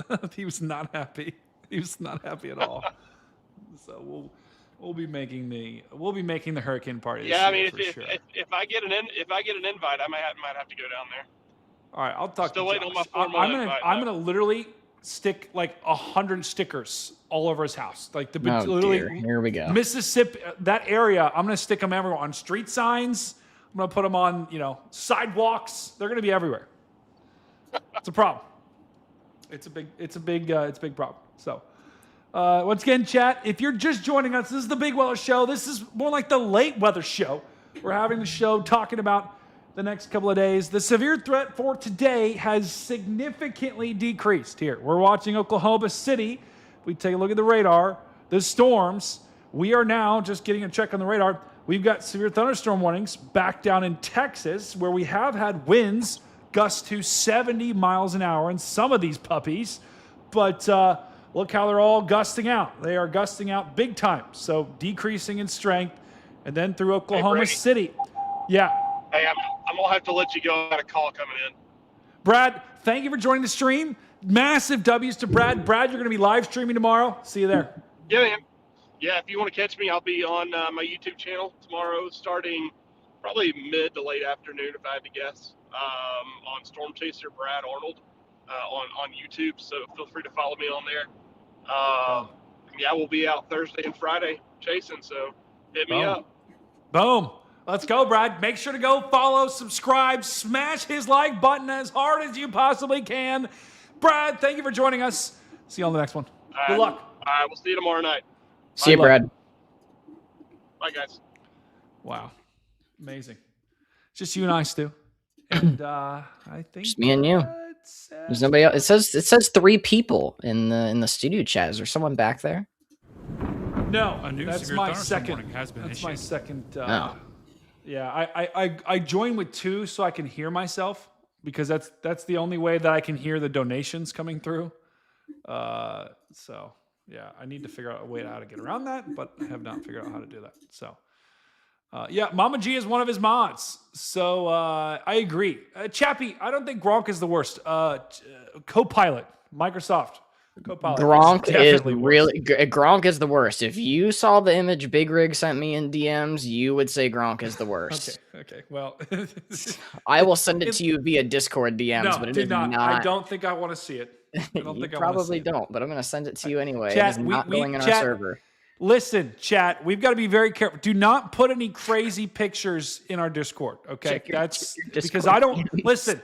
We can't be that kind of Discord. We just can't. Okay, so Well, there's a roommate back line, there. chat. We cannot cross that line. It's my roommate. Who is that? It's Henry. What? That's crazy.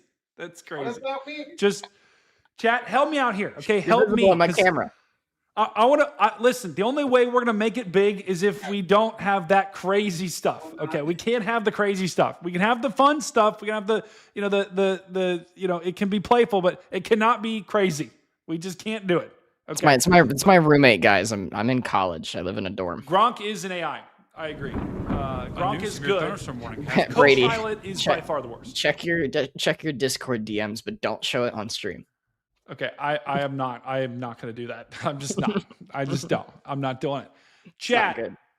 Not good. Yeah, audio monitoring. I do. Big Rig. I do. I have it on. I have audio monitoring, but I have it. It's through a different way. But that's neither here nor there. That's why when I have my audio through the internet, when I have my audio going through the browser, that's why I hear the echo, because it picks up my audio on my whole system. It's a problem.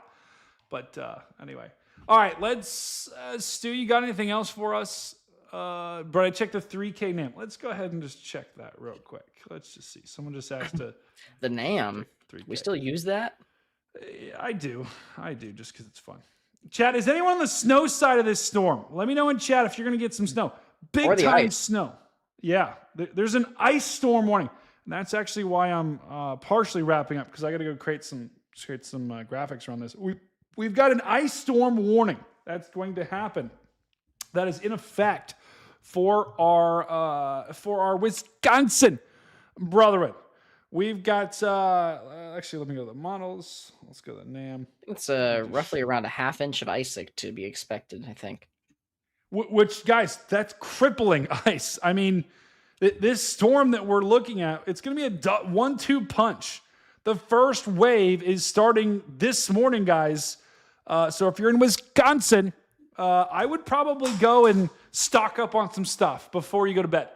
Because tomorrow, you're going to wake up with probably almost a 1/10 of an inch of ice. So anywhere from Appleton all the way up through Wausau, through Eau Claire, Rochester, Minneapolis are all at risk to get some ice. Now, probably the most significant icing is going to fall right in there, right in central Wisconsin.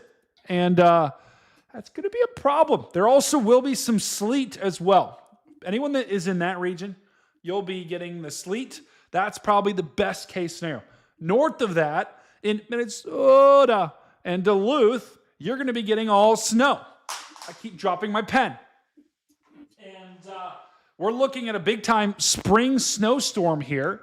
And by the time it's all said and done, we're going to be talking about several inches of snow. Let me just show you the snowfall. This is the NAM. We could have some places that get up to 8-9 inches of snow. On the north side, you're probably going to look at 1 to 3, 1 to 4, 1 to 5. But it's April 3rd. I mean, the people of the Midwest are not looking for snow. It's the spring. Everyone wants warmth. I'm done with the snow too. But that is not going to be the case here for our Midwest brethren. Now that, Stu, that isn't even we're going to have a second wave that rolls through as well with another storm that comes right behind it. And Stu, I mean, it's going to be a 1-2 punch here. The same areas are going to get hit with ice and snow with the storm on Friday. Yeah, it's gonna be it's not gonna be a good situation. I would definitely what you normally get to stock up for one winter storm, you gotta stock up for two. Because it's gonna be a double whammy here. Double whammy. I think you like using that word, whammy. So I'm gonna start using that. It's gonna be a double whammy. So we're gonna get whammy. Quite a bit of snow here. Let me just look at the chat. Let's use whammy in place of our other phrases in chat. When you want to use that phrase that is banned, say whammy instead. Whammy. So I'm gonna look at the 10-to-1 ratios here because I don't think it's super cold, so I'm not gonna use the Kachera ratio. But I'm looking on the GFS between the two storms, we could easily see some areas get up towards 2 feet in North and South Dakota, but a widespread amount of definitely over a foot, close to 18 inches of snow. And then as far as the freezing rain goes, and keep in mind, I'm just looking at the most recent GFS run, so don't take my word for it. But yeah, wow, we've got some significant icing on the GFS as well. I think National Weather Service is also looking at that as well, kind of looking on their preset portal. Over the next 72 hours, at least right now, we've got a large swath of over a foot of snow, some areas approaching 16 inches. And then as far as the ice forecast goes, looks like areas just actually where Connor was for that big blizzard up near Marquette, Michigan. Got stranded. Yeah, there's quite a big contour there for over half an inch of ice, even embedded within that, close to 0.6 of an inch, but a very widespread area of over a 1/4 inch of ice. So this is probably going to be a crippling end of the week for a lot of people up here in Wisconsin, the UP, and then parts of North South Dakota and Minnesota as well. So definitely stock up and be prepared because this is going to be it's going to be big. That's for sure. Yeah, agreed. It is we're talking about, guys, half an inch of ice.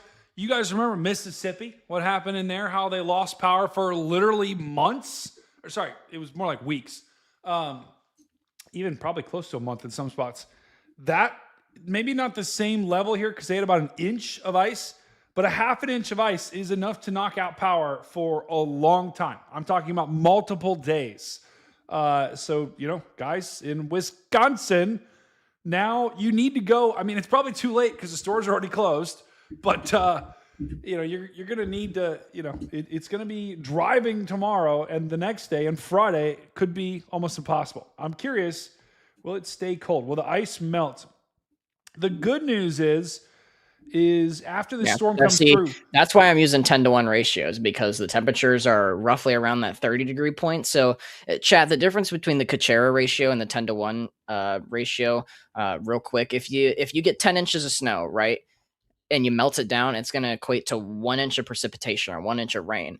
And that's the normal base thing that, we all want to use. But if it gets, colder than that, when I like to say below like 20 degrees or like right around the 25-degree mark, I start using the Kachera ratio because it takes in colder temperatures and then a lot of other things to make its own different snow ratios. So, because, if you have a snow ratio of 20-to-1, that's for every 20 inches of snow, you get 1 inch precipitation when you melt it down. So I would use the 10-to-1 ratio for this storm because it's going to be right on that freezing line edge. And that's why we're going to have a lot of ice too.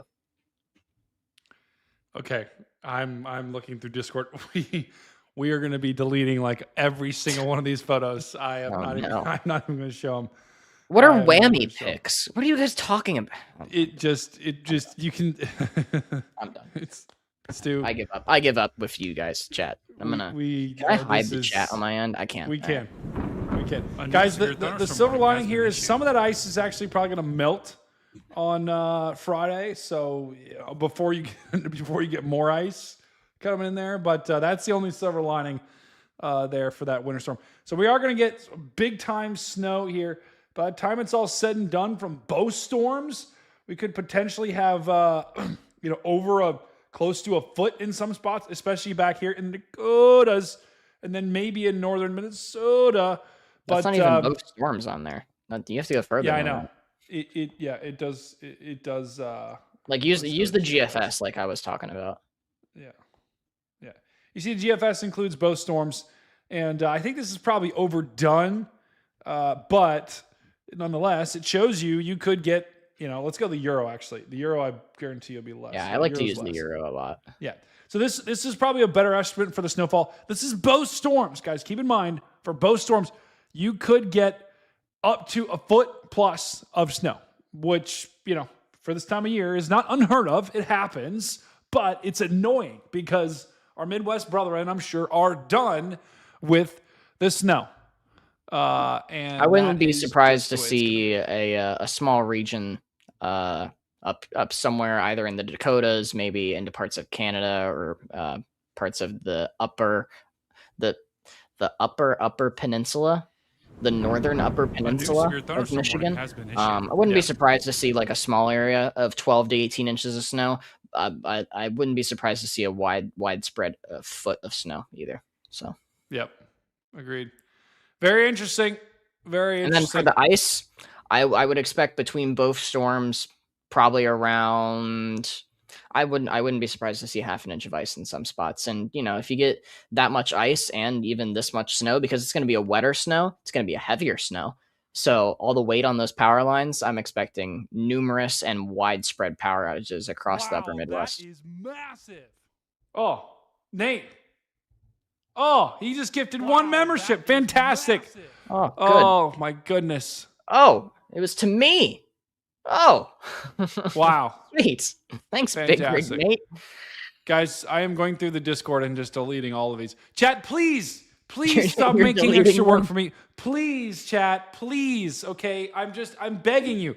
Please, just lock it in, please. You're deleting them before we even show them. Yes, it's awful. Bro, R. Patterson, how many cats do you have?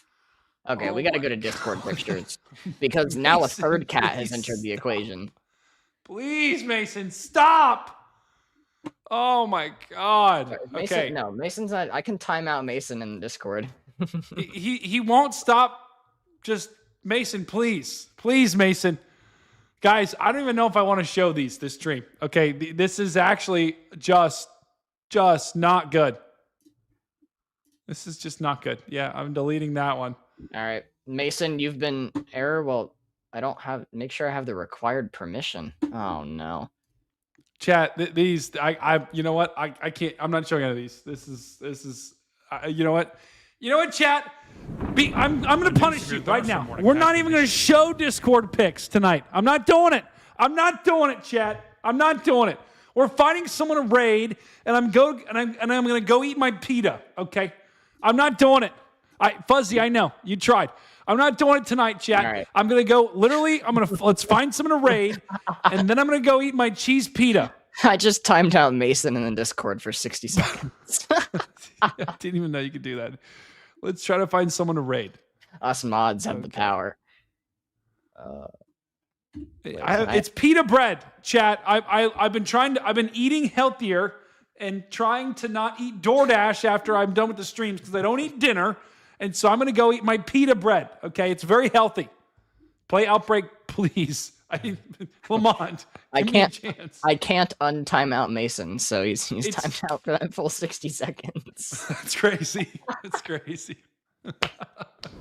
Someone just A said, new "Now I'm severe gonna cry." thunderstorm warning has been issued. Yes, chat. I'm eating pita bread tonight. Okay, sue me. Okay, That's I like it? pita bread. The goal. It gave Mason a 60-second timer in the Discord. That's crazy. That's crazy. Chat. We came short on our goal tonight. It's okay. It's all right. We hit 12 out of 30, so we almost got there. We All right, almost the got chat to the is saying donuts. Discord. Let's do it.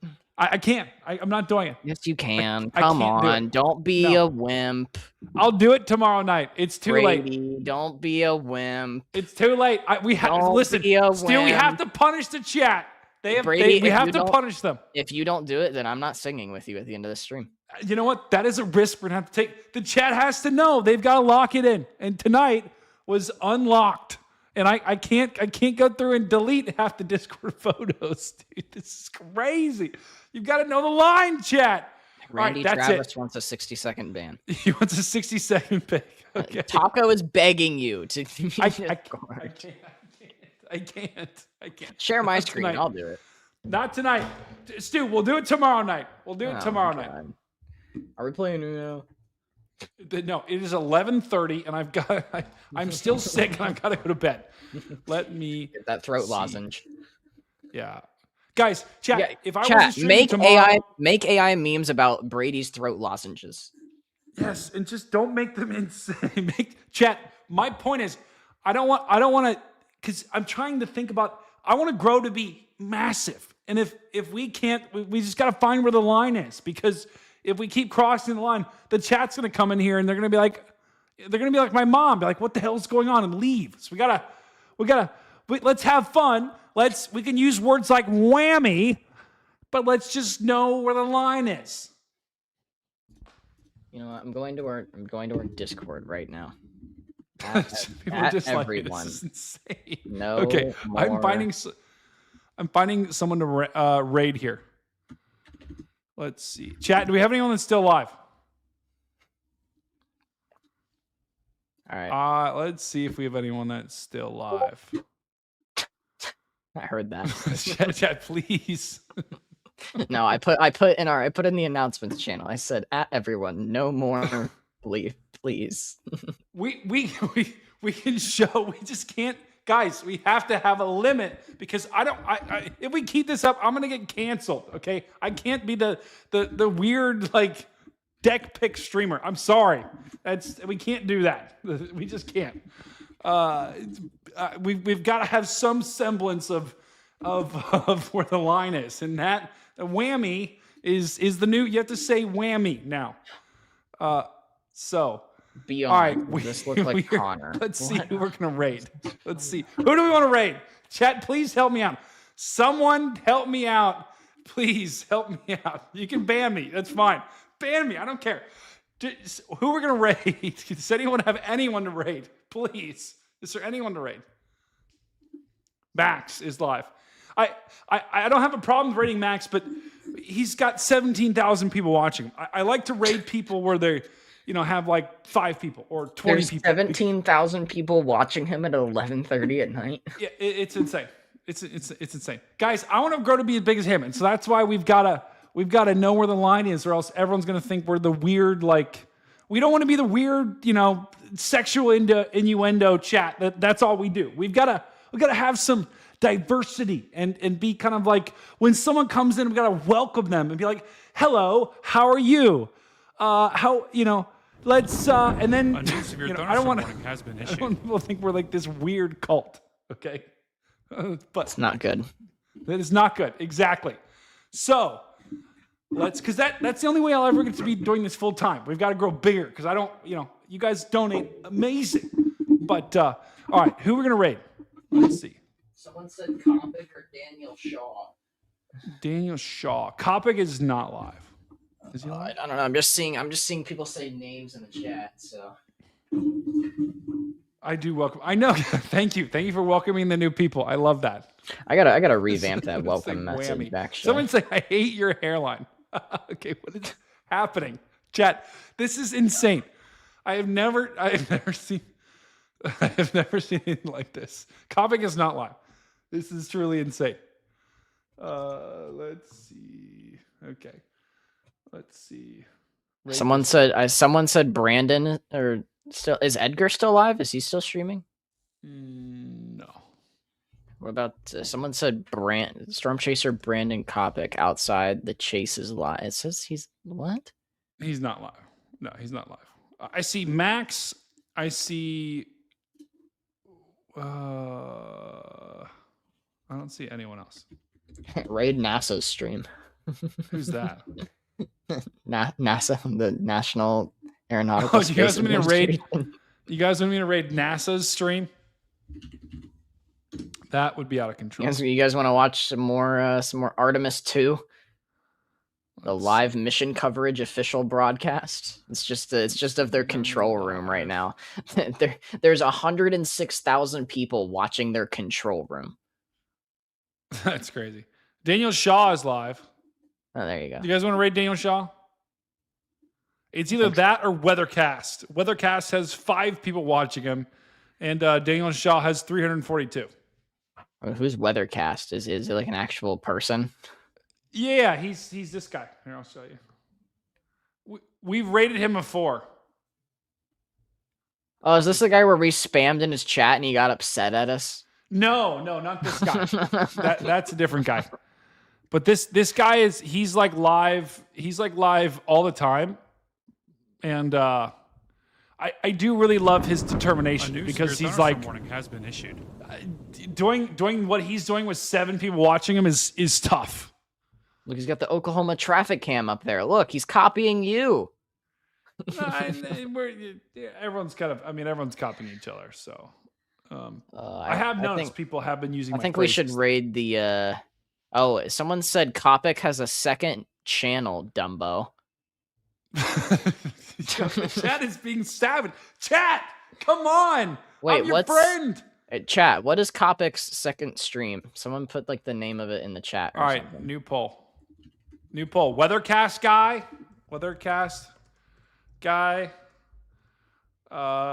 Daniel Shaw.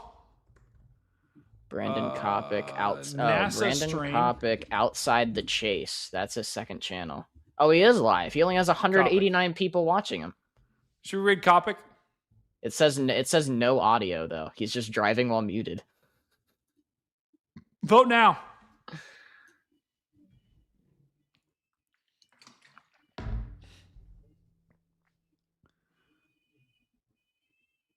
Holly, don't worry. I will show the pictures next time. I just have the chance to go through them. I love you. Should I start putting an image verification system so we have to manually approve the messages? No, we don't need to do that. I trust my chat. Do you? Because you just deleted like 20,000 images. I just deleted the whammy. Chat, listen, chat, I love you guys, okay? I love you a ton. Don't get that wrong. Do not get that messed up, okay? Yo, AI gave me a full beard in this AI image. Oh, thanks, AI. That's appreciative. No, that's not a problem. Okay. Trying to grow this out. The Weathercast guy. Wow, it's a close call here between Kopic. Stu, could you link me in that second stream? Yeah, the Kopic one? Yeah. Yeah. Get that set up here real quick. Guys, we are at 16.5K followers. So we're starting to get some momentum in here. That's good. Proud of you, Brady.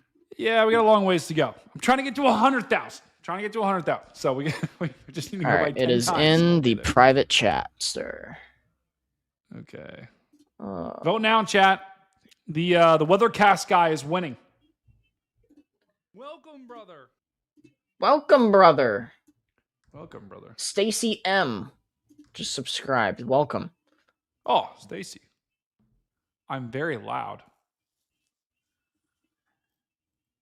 Who's very loud? Brady or me? I don't know. A new severe thunderstorm warning has been issued. Oh my. You get Chat, to vote now. 100,000 by not Kopic having or lines Weathercast or guy? boundaries. No, we need to have lines and boundaries, Mason.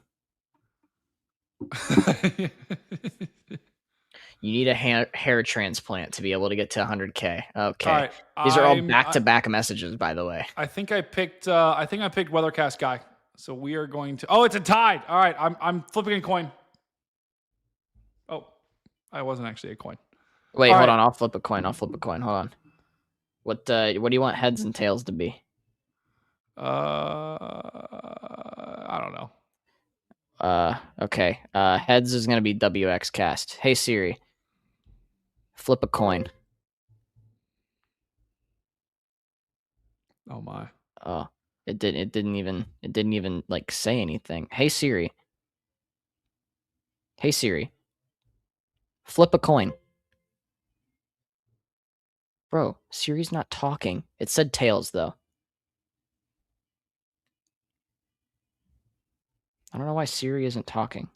It's not good. Or you can flip a coin on stream. Do that. That way everyone can see it. All right. Just search up flip a coin and Google has a thing. Flip a coin? Yeah, I can't literally. do it. I'll do it. Here, you want to share my screen? Wait, who's mad? What chat? What is going on? What is going on? Here, we'll share. All right. We'll share my This is screen. insane. Okay. Let me know when it's up because I can't see it. It's up. All right. We're hitting flip. It's heads. It's WX cast. All right, that's it. It's heads. We're gonna rate WX cast. Oh no. There we go. All right, setting that up. Let's see. Yo, can we put deck as a banned word in our YouTube chat? Yes, we are gonna do that. We're gonna do that. We're gonna do that. If you ban want to that say word. deck, you have to say whammy from now on out. We are absolutely going to ban that word. Or say yeehaw like Paul Morgan. Say say you can yeehaw. You can say because chat, you have yeed your last haw. We've got to end, dude. We've got to end right now. This is crazy, dude. All right, I gotta go to. Listen, I'm gonna go get some rest tomorrow. We are gonna be live tomorrow. Wait a second. I need to set this up. Oh my god, I keep getting distracted. I keep looking at chat and getting distracted. Chappie, no. Yo, someone ban Chappie right now. We gotta go. We gotta go. That's it. That's it. Guys, we're gonna be live tomorrow. We're gonna be live tomorrow. Tomorrow night, after the storm chase, after Connor chases, I'm going to be live on his stream tomorrow. So make sure you tune in to Connor's stream. And thank you all for joining the stream tonight. And Stu, any final words from you, brother? Chat, I need you guys to start behaving, please. Just for the sake of the stream, just please start behaving. That's all. Listen, the super chats are great. We love those. It's the whammy. There's a line. Chat, let's just be serious for a second, okay? There's a line that has been crossed, okay? We don't need these sexual innuendos like Brady says. And, I can be chalked. You guys can be chalked in the Discord, okay? Just don't be super chalked in the YouTube super chat. You can be kind of chalked. You can be kind of chalked. Kind of chalked. We just don't want to be. We just don't want to be too whammy. We don't want to be too Mama G, whammy. I didn't start anything with this deck thing. The whammy, beavers, okay. whammy. Yeah, the whammy thing. The beavers, okay, yeah, that was I kind of pushed that one a little bit, okay, but the beavers are fine, okay. It's but the whammy thing. I didn't even start that. Whammy. Mama G, a beaver is an animal. Where's my 60 seconds? Okay, this is Kelsey, absolutely... I'm gonna take away the poll channel. Behave. Wow. Yeah, I'll take away the poll channel. All right, that's all we got, guys. That's all we got, and I don't know. Okay, there we go. Chat, thank you all for the night. I will see you tomorrow once again. Thank you for joining us. Thank you for all the donations that we had today. I appreciate each and every one of you. We have one of the most active communities. Guys, we have 16,000 subscribers and we're getting hundreds of people per stream. That is rare. And it's all because of you guys. And I am incredibly appreciative to each and every one of you. and all that you do with the giving. You know, you guys don't have to. You guys give your money to me, and it is incredible. You support the stream, right? We are 100% a viewer-supported stream. YouTube does not give us really, we get, pennies on the dollar in terms of ad revenue. It's all funded by you guys. So massive shout out to all of our donations that we've got. Larry, Chappie, Wilson, OX, Mason as well. We love you, Mason. Vince, Connor, Ben, Janice, Mason, Enjoyer, Chappie, and Big Rig. Guys, we love each and every one of you. That's all we've got for tonight. It's going to be a noisy night across the Midwest. We're going to have storms tomorrow, storms Friday, snow tomorrow, snow Friday. That's all we got here on the stream. Find someone, tell them you love them, tell them you care about them. Do something nice for someone today. May God bless each and every one of you. May God bless America. Hopefully, you have a wonderful weekend with Easter coming up. God be with each and every one of you. This is Storm Cat 5, and I will see you on the next one. On the next one.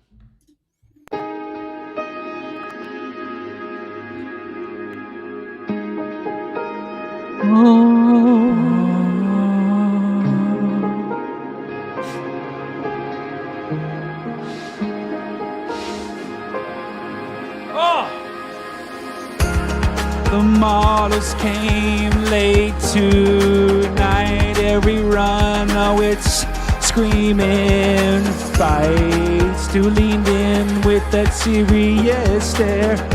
Yeah, tomorrow's loaded in the air. Edgar pointed at the sheer so strong. Brad Arnold was talking, but he's calm. You get storms in this kind of space. Oh, everyone's talking about space. Tomorrow goes totally insane. Tornadoes running through the rain. Hail and wind, skies that stream. This is not your average scene. Warm air rising and the pressure drops. Storm tops punching, oh, it never stops. Cloud base is so low that the tension grows. You can feel it, oh, before it snows. Stu called out, oh yeah, just watch that line. And Edgar said, oh, it's rotation time. Brad shook that, oh, he shook his head so slow. This is the kind of outbreak that you know. Tomorrow, it goes insane. Twisters carving over through the plains. From supercells to warning tones. This is where, oh, the danger grows. Oh, sing with me, Stu. Oh.